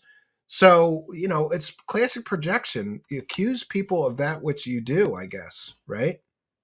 And it was just really bad. And then the lawsuits ensued, and then the rest. Yeah, and you lost them all. You lost every lawsuit, dude. You lost every lawsuit that you filed against all those people, didn't you? Everyone else knows, but that's my story of Leon Isaac Kennedy introducing me to the Playboy Mansion, former Playboy Mansion, and promising me that my next trip to Burbank, he was going to take me to meet old P. Diddy. Thank God everything went to shit. I was protected, man. Sure. Was protecting me. All right, so we made it through. So essentially, he's just trying to slander the guy he just lost a lawsuit with, connecting him to the P. Diddy crazy parties, right? Wow. Double Tap Ranger Outdoors with a kind and generous $27.99 says these grifters are all getting exposed. On a side note, I spent $25 to watch the program. It was just a redo of his other doc, The Phenomenon. The Sands interview was insane and stupid. Yeah, we're going to be covering that this week, Double Tap Ranger Outdoors. I'm going to be watching that, taking notes. We're going to cover the whole thing. And then, did you know that Jason Sands is in Spaces telling people that he was forced to murder an alien? Like they gave him a gun and said, go in there and kill it. It's so crazy. James Fox is about as credible as a crackhead too now, but we thank you for your kindness, your generosity, and support. And of course, we thank you for helping us to praise the cash, friends. Praise the cash. Praise the cash. Praise the cash. Thank you for your kindness. Thank you for your generosity. Praise the cash. Praise the cash. Praise the cash, friends. We're getting our use out of the new cash clown, right? Thank you for your kindness, generosity, and support, everyone. So we made it through this slop. I'm sorry. We're going to come up with better bonus material, right? I just was a little pressed for time. I didn't think that this slop was going to be this much of this was slop. I am serving slop to my viewers right now. Total slop. Boba Bickle says you should set up a subs on Kick. It's 95% cut, Steve. Yeah, I'm going to do that. And also, Boba Bickle, we are going to be doing a Truth Seekers Uncensored show only on Kick. So I'm going to set up the subs. I'm going to look into that, and we're going to do it. So thank you for reminding me. I got to get that done. We got to get the subs and the monetization on. I got to give them a bunch of bank information and shit. It's kind of a pain in the ass, but I'm going to do it because 95% cut beats 70% cut. Absolutely. Thank you for your kindness, generosity, and support. All right, and we're going to remove that. All right, and so my friends, we're going to do the other bonus material for tonight is an Ask Me Anything or Q&A session. So questions or comments in all capital letters and stuff and things with a kind and generous $5. The piggies thank you for yummy, yummy slop. Yes, thank me, you piggies. I'm giving you slop. I'm serving up slop. That's what we're doing here. We're serving up slop. To you people who paid good money for this slop. Enjoy the slop. It's slop. All right, V, Horse Lover, says he won't stop until he's behind bars. Good and Wilcock are con men who abuse mentally disabled people and ruin lives. I can't say I disagree with you, and I just want to say that all opinions in the live chat are those of the people making them. Everybody's entitled to their opinion, right? Fat Chick Thriller says, please, sir, can I have seconds? I got more slop for you, but we're going to save the slop until tomorrow. Cucumbers on Kick. Yes, absolutely. Will make you fried chicken. What made you get out of the rock career? Well, I guess I just had this terrible habit called eating. And, although I don't regret things that I did, it was my passion. I wanted to be a songwriter and a producer, and but it's a tough game, and I did my best, man. But like many people, 99% of the people that try that as a career just don't get a break. And so we got some really good opening shows for some bigger acts and a couple of breaks, but we never, at the time I was doing it, there was no indie stuff. You had to get a record deal. And we just, for whatever reason, we never got a record deal. So we were doing these local regional tours and selling CDs out of the back of the van and t-shirts and whatever. And it was just too difficult to make a living at it. And I sort of, after playing live shows with a sort of rock band for years and years and years, it kind of gets in your blood, right? I know people that are still trying to do it, that were trying to do it when I was doing it, and they've gone nowhere. But they enjoy it and they are following their passion, and I can't blame them for that. But I think what really happened to me, Will Make Fried Chicken, is we were very theatrical, we're kind of like Kiss with makeup and crazy costumes and shit and gimmicks. And so I started incorporating some magic special effects in the show, like big bursts of fire, and I'd throw fire at the audience. And so I kind of got back into my childhood passion, which was magic tricks, through doing that. And then I sort of fell into a professional magic career because it's kind of a famous story now. I had a boss who was very into magic at a corporate day job, cubicle farm shit job I had. But the boss was cool and he was into magic tricks. And so every once in a while, he would just call me in his office and go, show me some card tricks or whatever. And one day he called me in his office and he said, hey, it's little Timmy, his son's birthday. And Timmy loves magic. He would love to see some of the stuff that you've been showing me. And we want you to come to his birthday party and do a show for him and his friends and our family. And I said, oh, no, man, I'm not a professional magician. I'm not ready to do something like that. I can connect you with some professional magicians. He goes, no, I've been watching you. You'll be great at it. And I said, well, I'd like to help you, but I really can't do it. I'm sorry. And he said, that's too bad, because I was going to give you $300. And I said, what time do I have to be there? And that's how I started my professional magic career. And the difference in money between a rock show, remember, you're doing a rock show, there's 4 other guys in the band.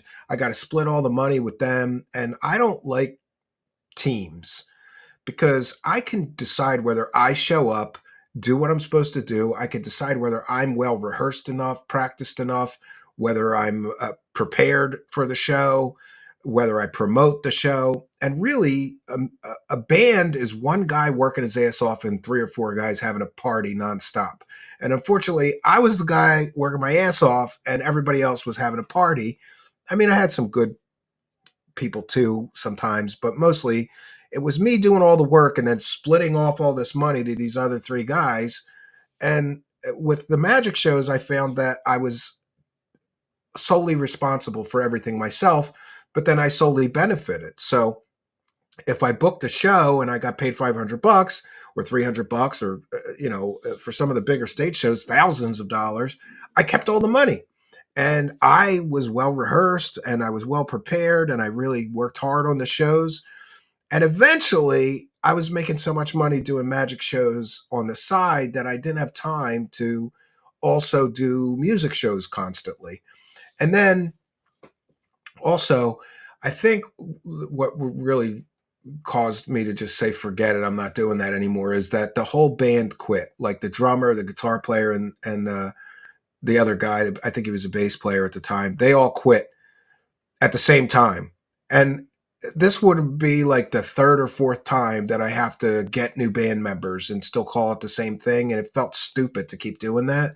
So yeah, there's my story. But thank you for your kindness and for your question. Cave Teeth, kind and generous, $4.99. Would you ever play that Area 51 game for PS2 on stream? Yes, and in fact, there's a PC version.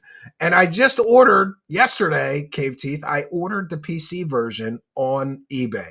And as soon as I get it, I'm going to figure out how to play it on stream, and we're going to do that. Thank you for your kindness, generosity, and support. It is much, much appreciated. We appreciate you. Thanks for appreciating us and helping us to praise the cash. Praise the cash. Praise the cash. Praise the cash. Thank you for your kindness. Thank you for your generosity. Praise the cash. Praise the cash. Yeah, praise the cash. So questions or comments for me for this Q&A session. It's really an Ask Me Anything. Please put the questions, though, in all capital letters. So I know that the question is for me. Hey, Steve, you're based and very entertaining so far. What are your thoughts on Bigfoot? I love Bigfoot stuff. Well, we did a whole documentary. You could check it out. It's in our free documentary section. Scroll all the way down on our channel, on our main channel, and you'll find these free documentaries. We did one on Is This the Face of Bigfoot? And I have to tell you, I am a lover. I love Bigfoot. I love Sasquatch stories, Bigfoot stories, skunk apes, orang pendek, abominable snowman. I love that shit. But do I think it's real? Absolutely not. But at my cabin, we have sort of a Sasquatch theme. I have a Sasquatch head right on the cabin front door, one of them. And I have a bunch of Sasquatch signs and things that don't feed the Sasquatch. You know, I love Bigfoot. But do I think it's a real living, breathing creature out in the woods? No. And like where my cabin is, there's Sasquatch and Bigfoot sightings all the time. But it has a huge black bear population. And I once thought I saw a Bigfoot, Gaius Caligula. I once thought I saw a Bigfoot. It turned out to be a black bear up on its hind legs, scratching its back on a tree. I swore it was a Bigfoot from a distance, but as I got closer, I was like, oh, it's a fucking bear. So I think many of those things can be explained away, right? What's the most ridiculous thing claimed to be a drone? Well, I'm going to show you. I'm not going to name the content creator because I don't want any beefs with anybody, but one content creator told me, I filmed a giant gyrocopter drone. And he gave me, after some prodding, I said, did you check flight radar? No, but I saw it. It was a drone. I saw it with my own eyes. It definitely was a conventional aircraft. And I said, okay, what's the date and location of the sighting, right? And he gave me the date and general geographical location of the sighting. And I looked it up on flight radar. And right at the time he filmed his giant drone quadcopter, what we found is there was a police helicopter flying right over his house right at that time that he claimed he filmed a giant quadcopter. It was a police helicopter, which, by the way, had the same lights shown in his drone video, the same colored lights, the same frequency of blinking, everything. I checked. But he still insists it wasn't a helicopter. And, you know, I wanted to say to him, like, well, if the drone you claim you filmed wasn't a helicopter, why didn't you also film the helicopter that was flying right over your house at the exact date, time, and location that you claim you filmed this drone?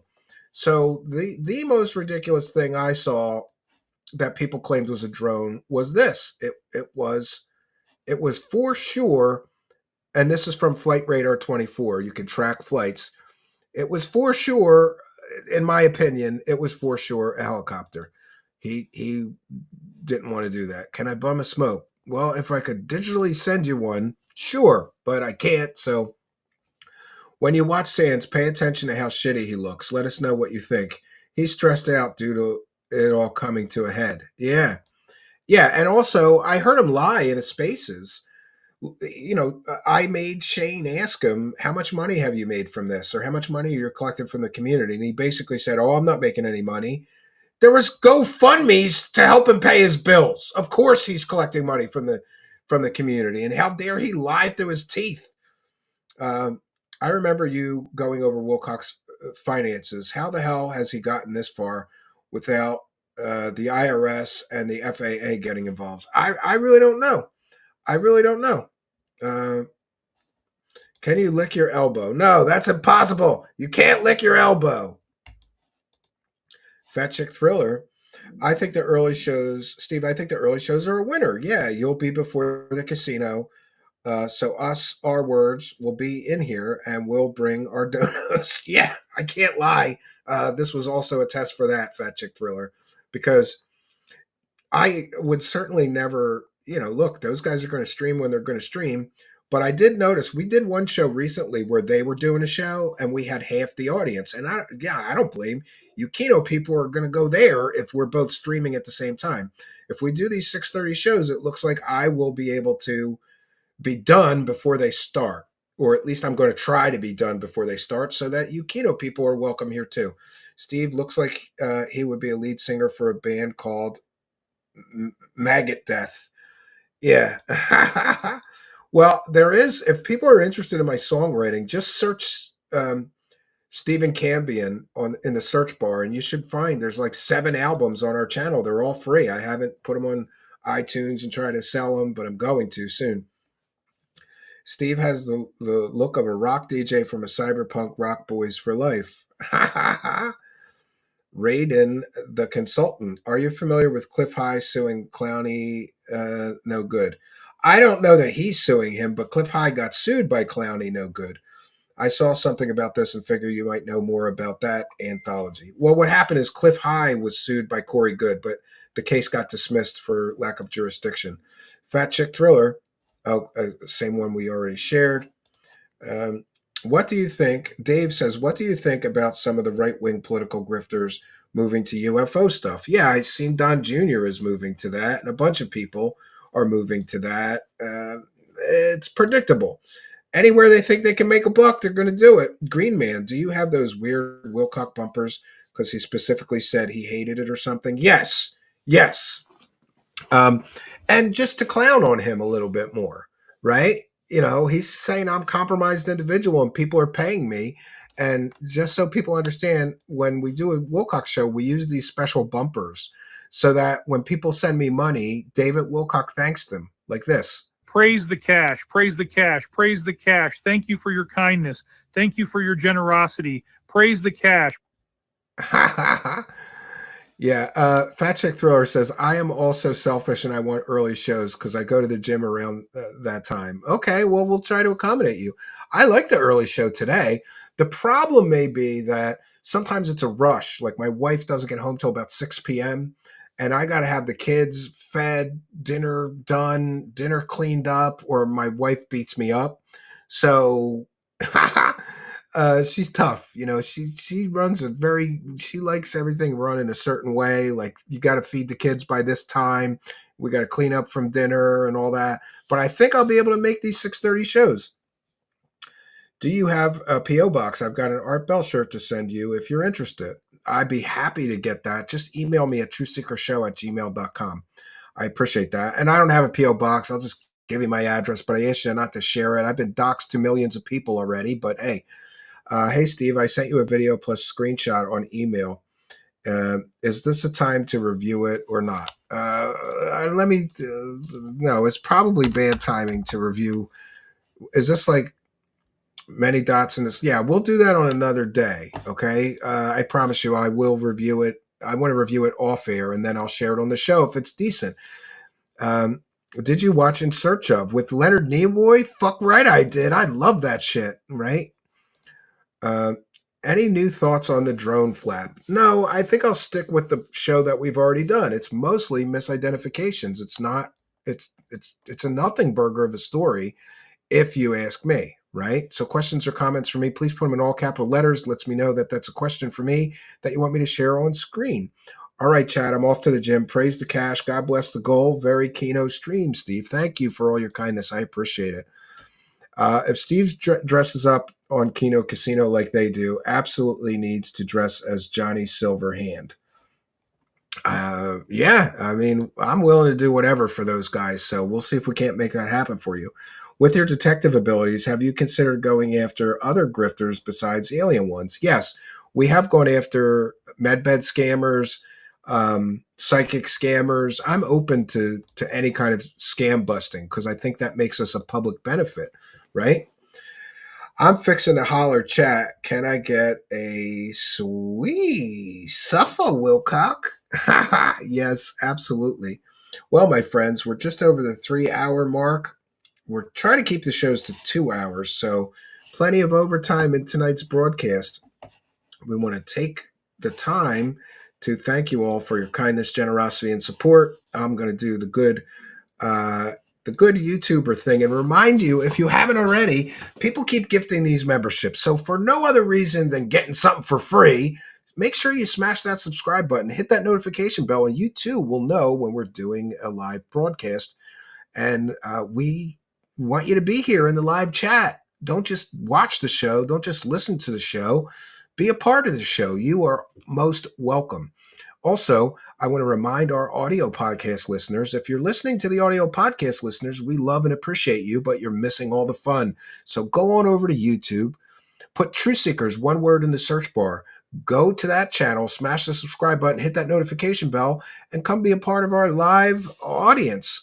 We would love to have more friends in the live chat. Dollar Cost Backpacker says the Earth is not round. Well, did anybody see those flat earthers? The flat earther? Oh, the flat earther went to Antarctica. Somebody paid for him to go to Antarctica so he could see that there was a 24-hour sun and all of that stuff, right? With who have you seen on Kino Casino? Who would you want to look into more? Rakita, Dickers, Ralph, or even, I don't know. I kind of like Nick Fuentes, and I looked at that body cam footage of him getting, oh, I like that guy. I do like the Rakita Law guy too. Mostly just because it's like, I don't know, maybe sometimes we watch shit like that, The Lazy Gamer, because it makes us feel better about our own lives. Like, well, my kids aren't dirty and smelly and hungry. You know, they're well taken care of, well fed, clean clothes. You know, I have beautiful kids, and I have a wonderful wife who would never, ever accept the children not being incredibly well cared for.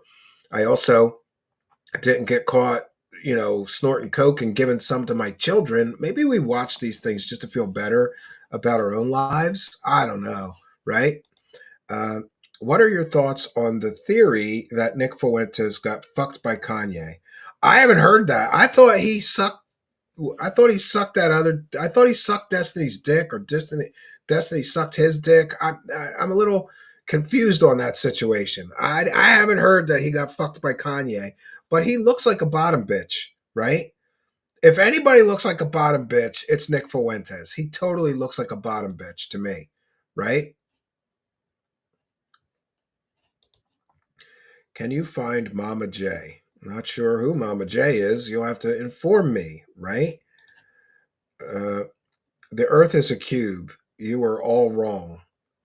If you say so, right?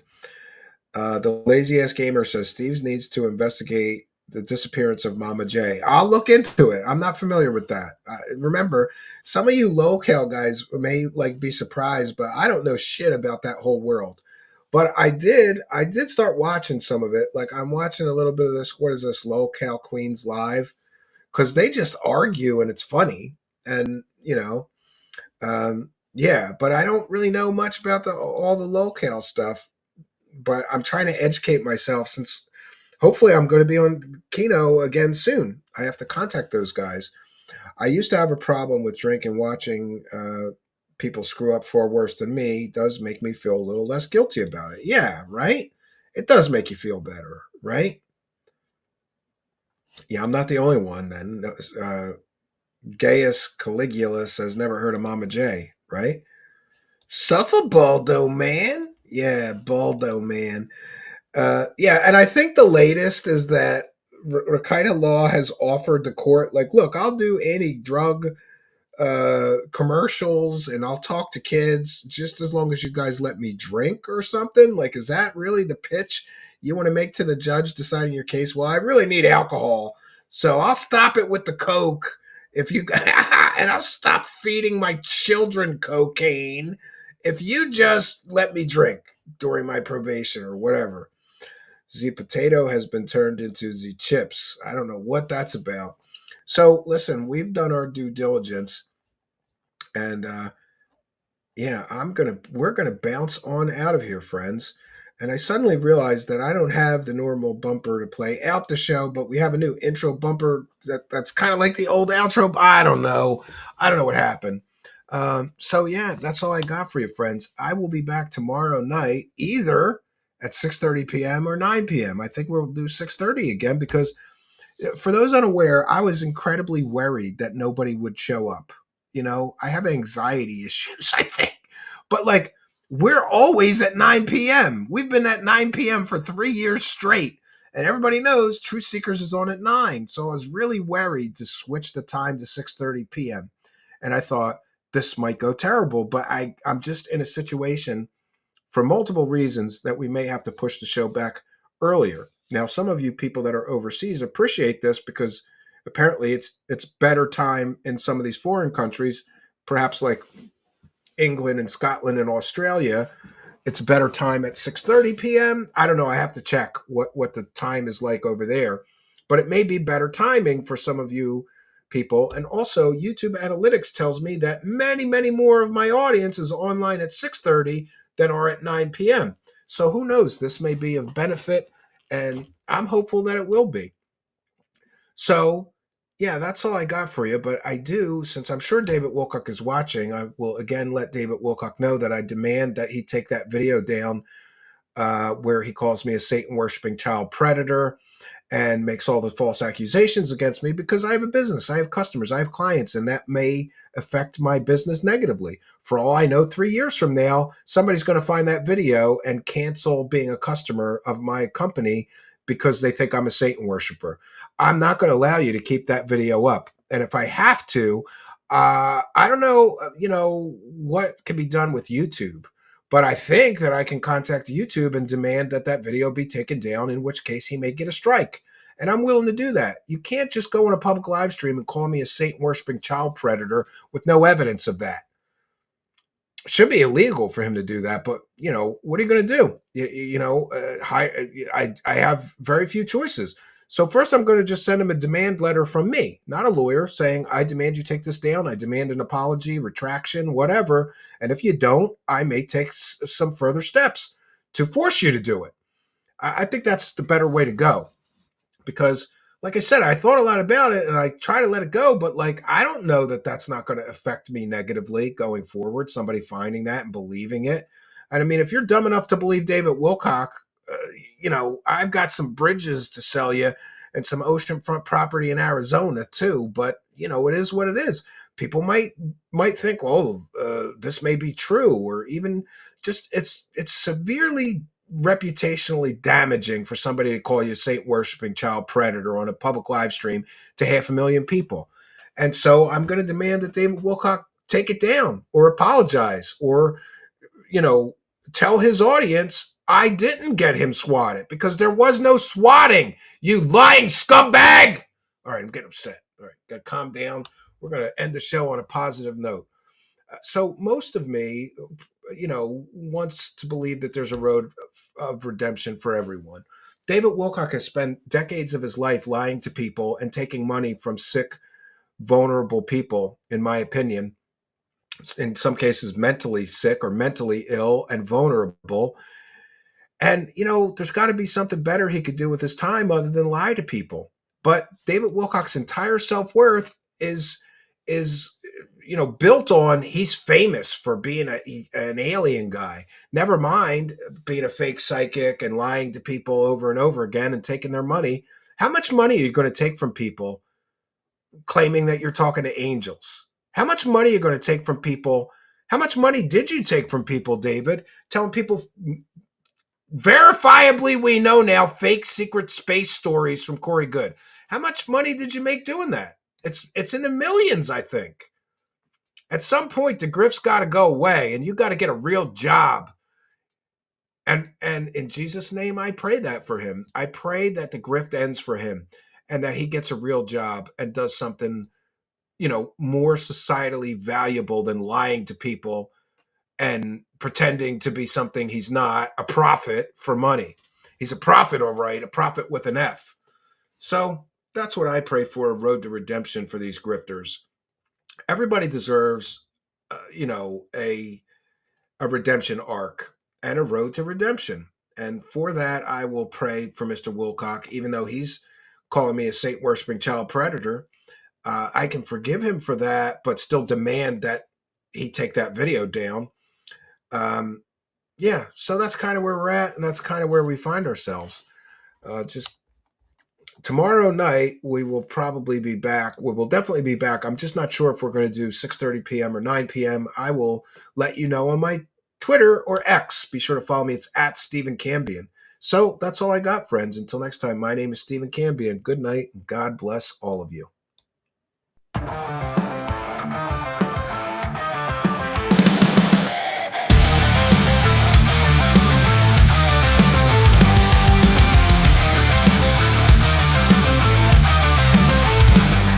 Dark corners of the night, secrets hidden from the light.